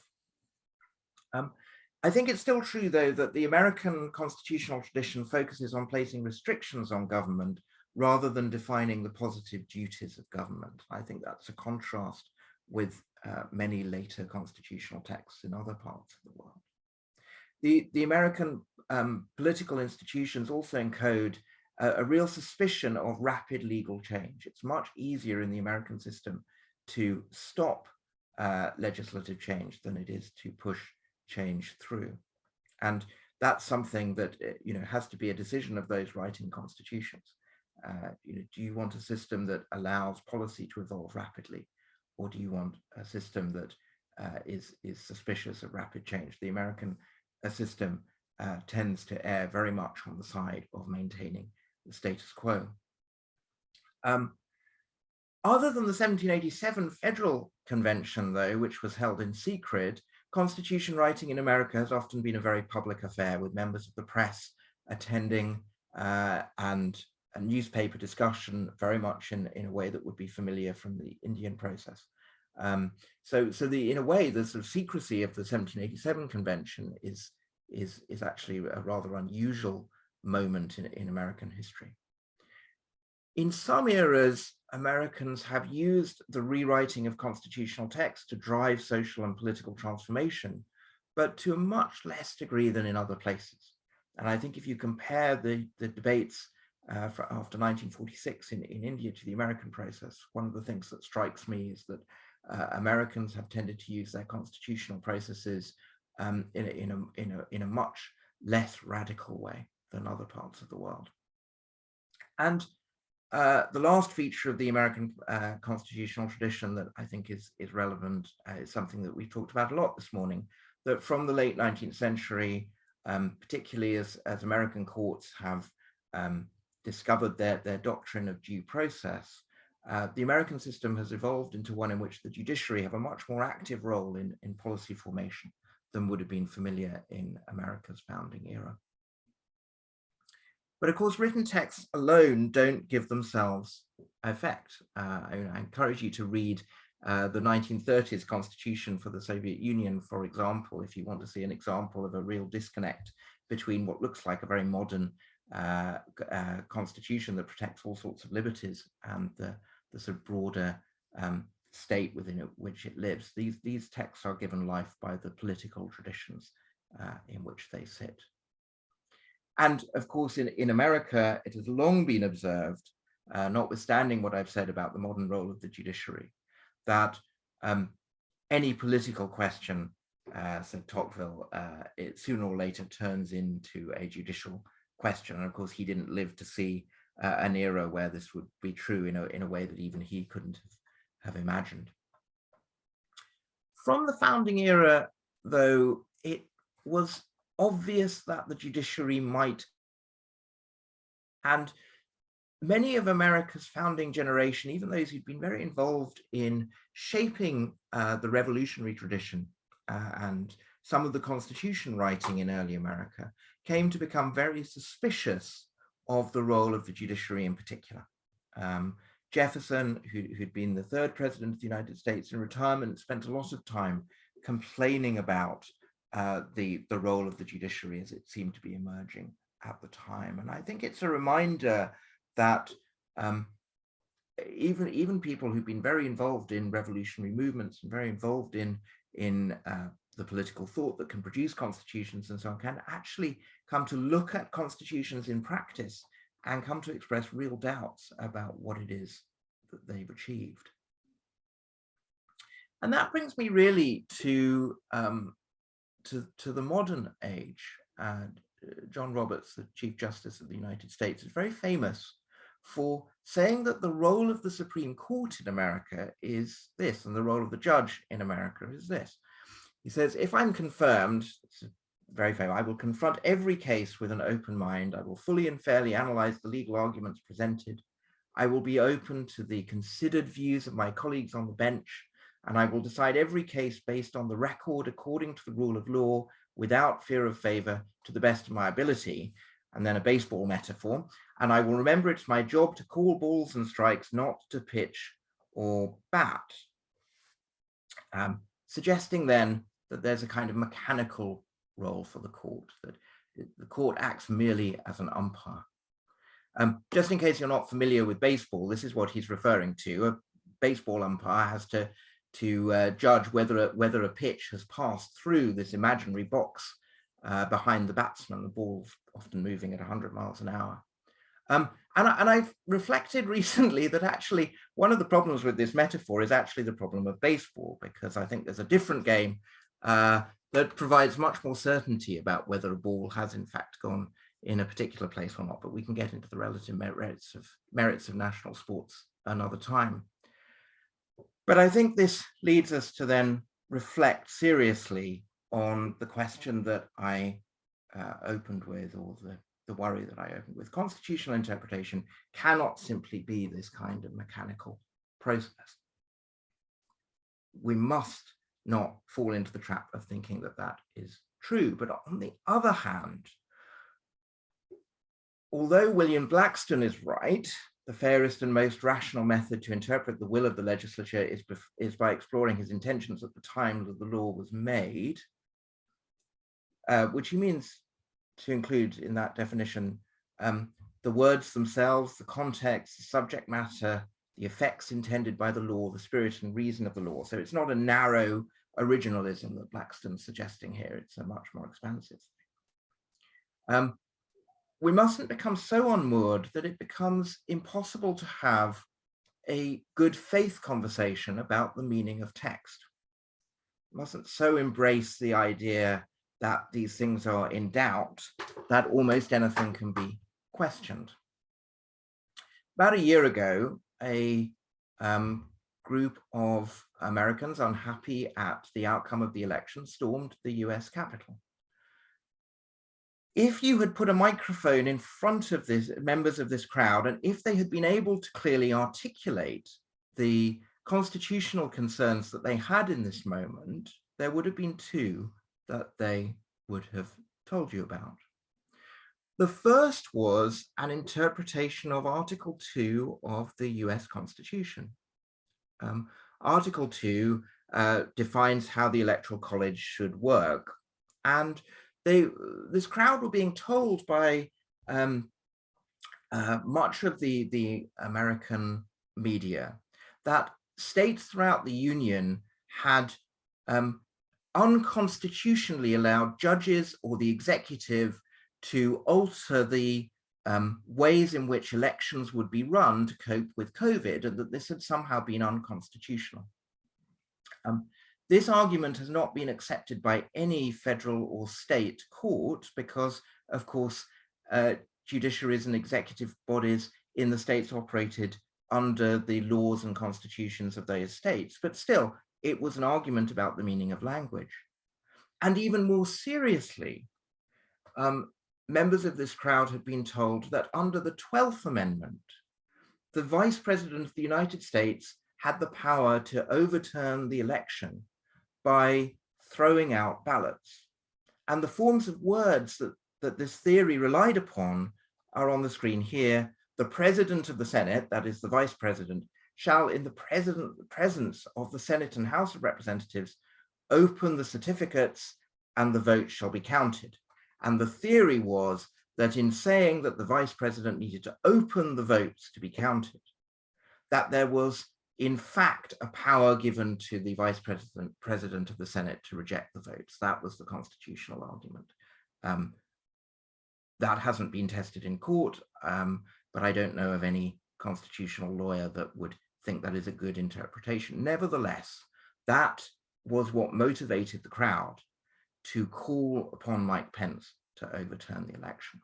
So this question of educating the public to seriously engage with reasonable interpretations of constitutional texts has, I think, very, very important consequences for us all. Well, I'm interested in how these processes run, and I don't want to dwell on it too much, but I just want to explain very quickly the project that I run. It can be very, very difficult to follow the negotiations of even 55 people, let alone 300, as they try and agree upon a text. The minutes that we are left are very, very difficult to read and interpret, mainly because the records tend to record a list of proposals made and decisions taken, often taken in a very confusing order, and referring to something that is not captured by the minutes, because what is present in all of these processes is a secretary or a secretariat that keeps track at every moment of the negotiations of the language that has been definitely agreed and the language, the very precise language that is under discussion. These processes do not proceed as a kind of broad discussion of philosophy, even though they can sometimes seem like that when you read speeches out of context. These processes for the last 300 years have been very concerned with negotiating the minutiae of particular wording, so that it's very clear at any particular moment exactly what has been agreed and what hasn't. And for the last few years, I've been working to use computers to actually help us keep track of this process, so that the sort of continually evolving nature of these documents can be more properly understood. So that's what I spend most of my time working on. That only helps up to a point, because as the previous session discussed, and I didn't know that discussion was going to take place, so it's very good to sort of pull this together by just reflecting on this. Even if you understand how particular phrases were written, this is an extract of the 14th Amendment to the US Constitution. That doesn't tell you anything about the later evolution of the sort of judicial understanding of these words. And so it is the case that every famous constitutional case in recent memory in front of the Supreme Court of the United States has relied upon this phrase, without due process of law, which has been interpreted by the court to give them permission to really set the policy in many, many areas of American life. But there's one other reason I want to think about these founding moments, and one other reason I think they are worthy of study, leaving aside what we might want to say about particular legal philosophies or particular policies that we wish were or weren't included in constitutional documents and so on. And that's this. What the Americans gave the world, I think, was hope that our systems of government could be established through a process of reflection and serious choice.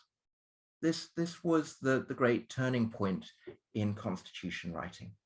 We wouldn't rely on single wise men, was always men, to write constitutional texts.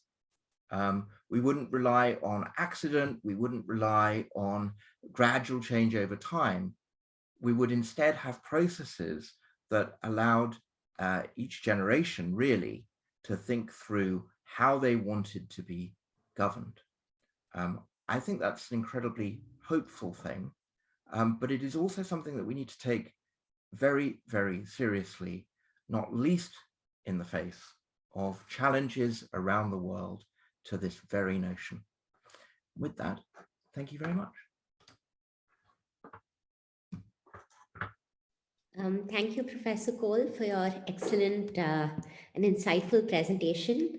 I think it was, you took us beautifully through the history of the making of the US Constitution, and also helped us sort of contextualize it in the present, telling us why it's important, why constitutional history, first of all, is important, and what we can learn from the framing of the US Constitution for how we go forward as a society. So I encourage you all to ask questions. Any of the students have questions, please feel free to raise your hand and we can call upon whoever has the question, and Dr. Cole can reply to the student.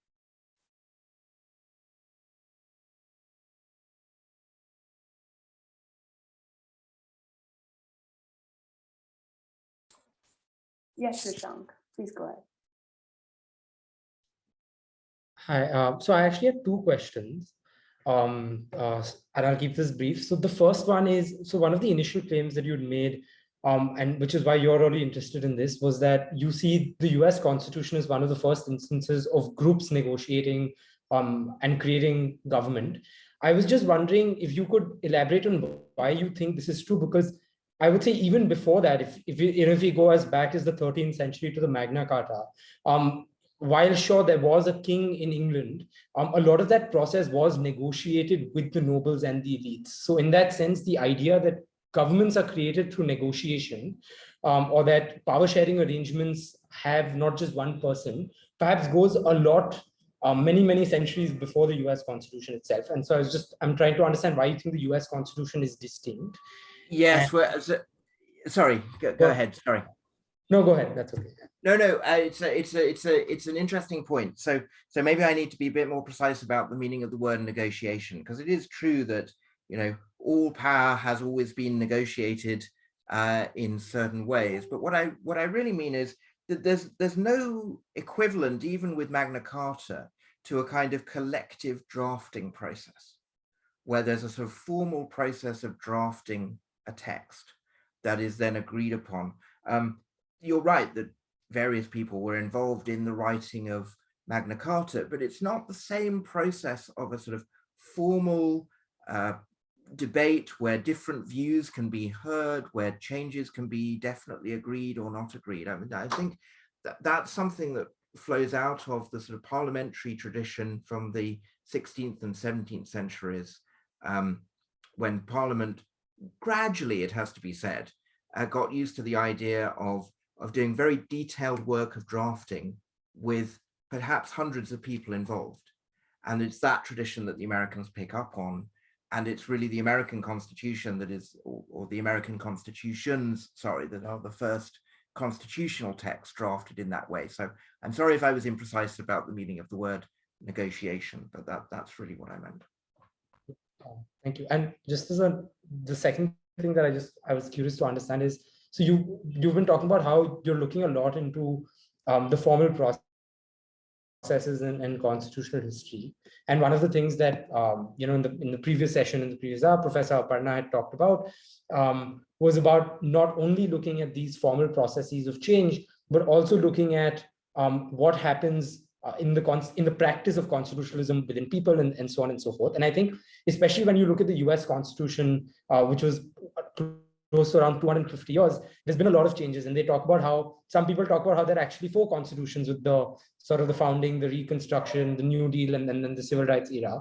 So I don't know too much about the US Constitution and its history, but since you're a historian, how would you say that, given how old the US Constitution is, how relevant do you think those early debates still are, because of how much society has just changed in the last 250 years? I mean, you ask a really, really good question. It would be very, very awkward, wouldn't it? It would be a very difficult statement to say, those founding debates are not relevant, and yet America is still governed by the same constitutional text. So, and I think even those who acknowledge that there has been a lot of change of thinking, mostly driven by thinking at the Supreme Court rather than by constitutional texts change. I don't think there's anybody in America, except, you know, people caricatured by their political opponents, who think that the founding era debates are not relevant to the modern understanding of the American state. And certainly there are a lot of institutions that have their form because of those founding era debates. I mean, nobody would design the sort of representative assemblies at the federal level, for example, on the sort of current model, if you held a sort of fully free constitutional convention for America today. So I think America is this very interesting tension between, on the one hand, a system that at state level has a lot of constitutional change, in the federal judiciary has a lot of change driven by new legal theories that then lead us to view the text differently, but also a constitutional text that is very static and doesn't change and is very hard to change. And really, once you understand that tension, you sort of understand some of the really foundational tensions of American politics. So I think you ask a good question to which there just isn't a simple answer.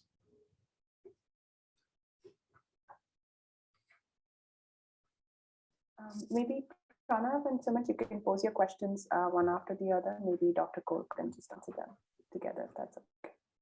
Thanks for your presentation, Professor.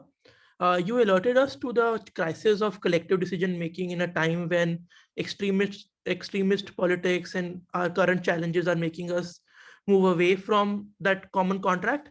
I wanted to ask you that when you mention good faith conversations around meaning of the text, how can we continue to have them around that same text when there can be large number of disaffected groups who find that text itself to be very conservative and something that they do not cannot accord legitimacy to? So what do you think are like those constituents of good faith of that conversation, for there to be some degree of stability and sustainability to like a constitutional change? I think, unfortunately, that's the kind of thing that one can't write down a recipe for. I mean, either a political culture is capable of sustaining a good faith conversation about the meaning of law and text, or it isn't. And I can't even find a way in English of better expressing that, or more rigorously expressing that. You know, you cannot. You cannot, in the end, do better with written constitutional texts than your broader political culture allows. And those of you who have studied the history of American constitutionalism will know that there have been some egregious judgments by courts that seem to go against the very plain meaning of written text and written law for political purposes. And there's really no guard you can have against that in the end if the broader political culture is not prepared to challenge those rulings. You know, we're much better as historians at describing institutional history and legal history than we are at explaining the evolution of political culture, which is one of those great sort of understudied areas, because it's so difficult to explain. Why does it suddenly become unreasonable in the 19th century in British politics to start lying? You know, because in previous centuries, people routinely lied in all kinds of venues, and suddenly there's a period when it really becomes unacceptable to lie in public life in particular venues. And are we seeing an era when it's acceptable to lie again? You know, that's not something it's very easy to legislate for. That's about a broader culture, and it's very, very difficult to put rules around institutions to protect them.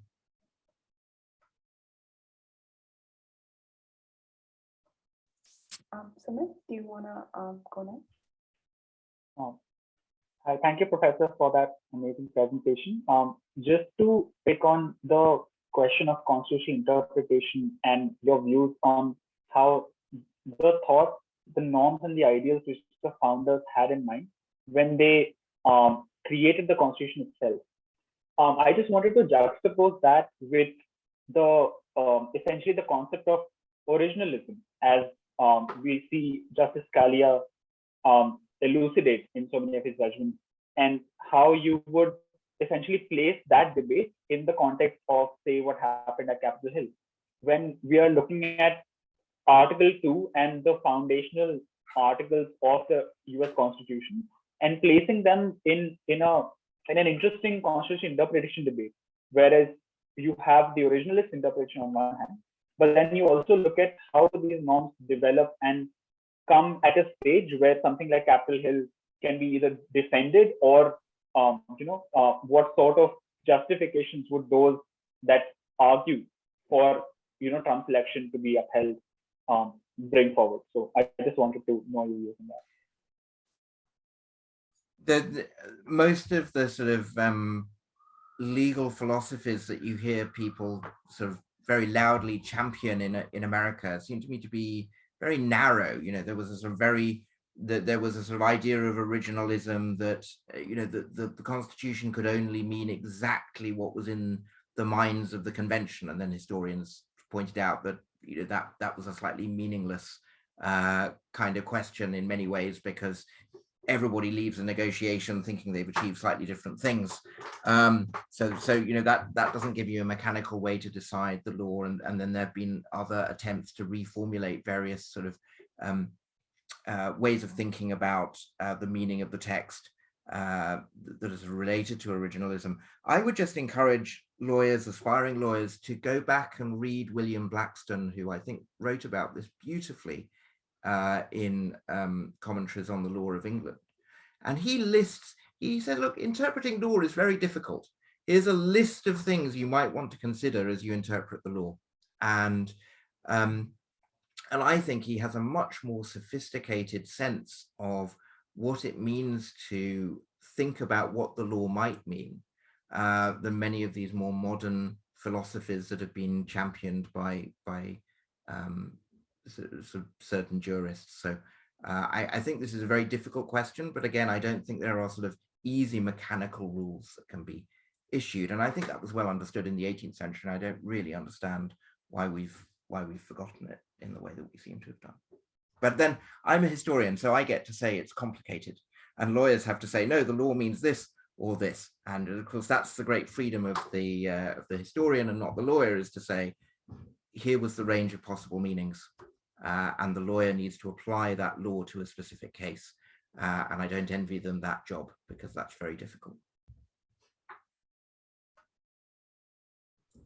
Thank you.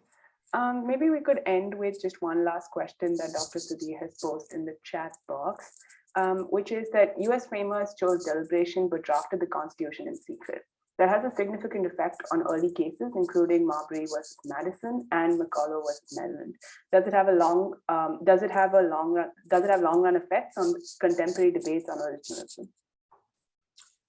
Yes, I think it does. It was very unclear for a very long time what records would be available to the public or to courts that were related to the Constitutional Convention itself.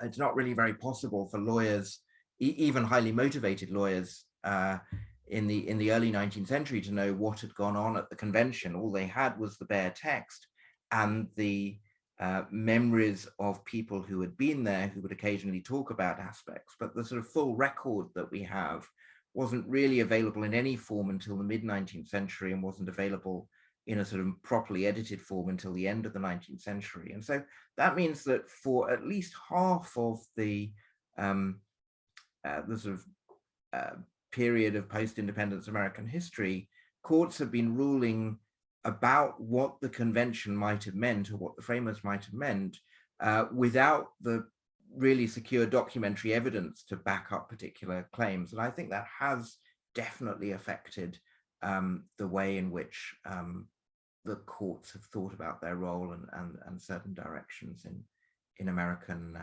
jurisprudence.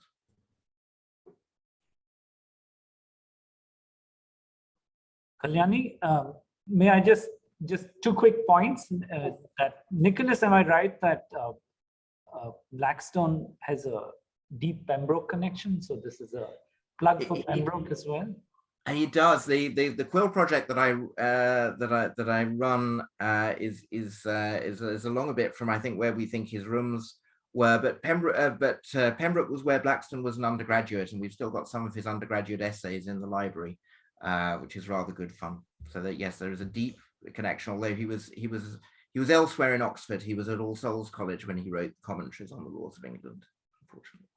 Yeah, and may I just a second unrelated, no Pembroke plug here. that the question of the secret drafting of the US Constitution is strong Indian parallels. It wasn't secret, but it wasn't available either.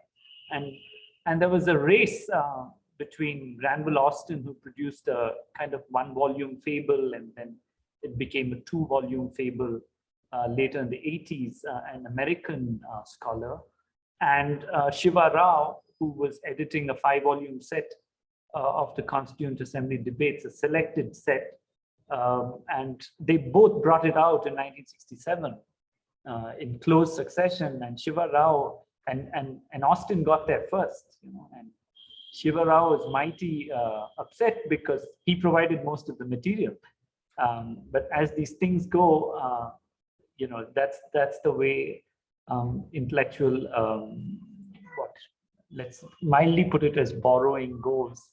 And Shiva Rao is less well known, let's say, than Austin for this reason. And I think you know this, that we have a full volume set now, but that really came out very slowly over a period of time. And the Indian courts and Indian lawyers didn't have access to this drafting history either in the early decades. I think there are very serious consequences to that, and as you know, it's a real interest of mine to look at this. Yeah. Thank you, Sudhir. Thank you, Dr. Cole. Professor Chandra, do you have anything to add before we end? No, I don't. I just want to thank everyone for wonderful session and very engaging, interactive session. That's all I want to say. Thank you so much. Thank you, Dr. Cole.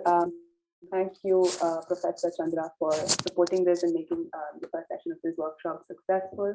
I'd also like to thank all the entire team from the U.S. Consul General Office, specifically Ms. Usha Davalur.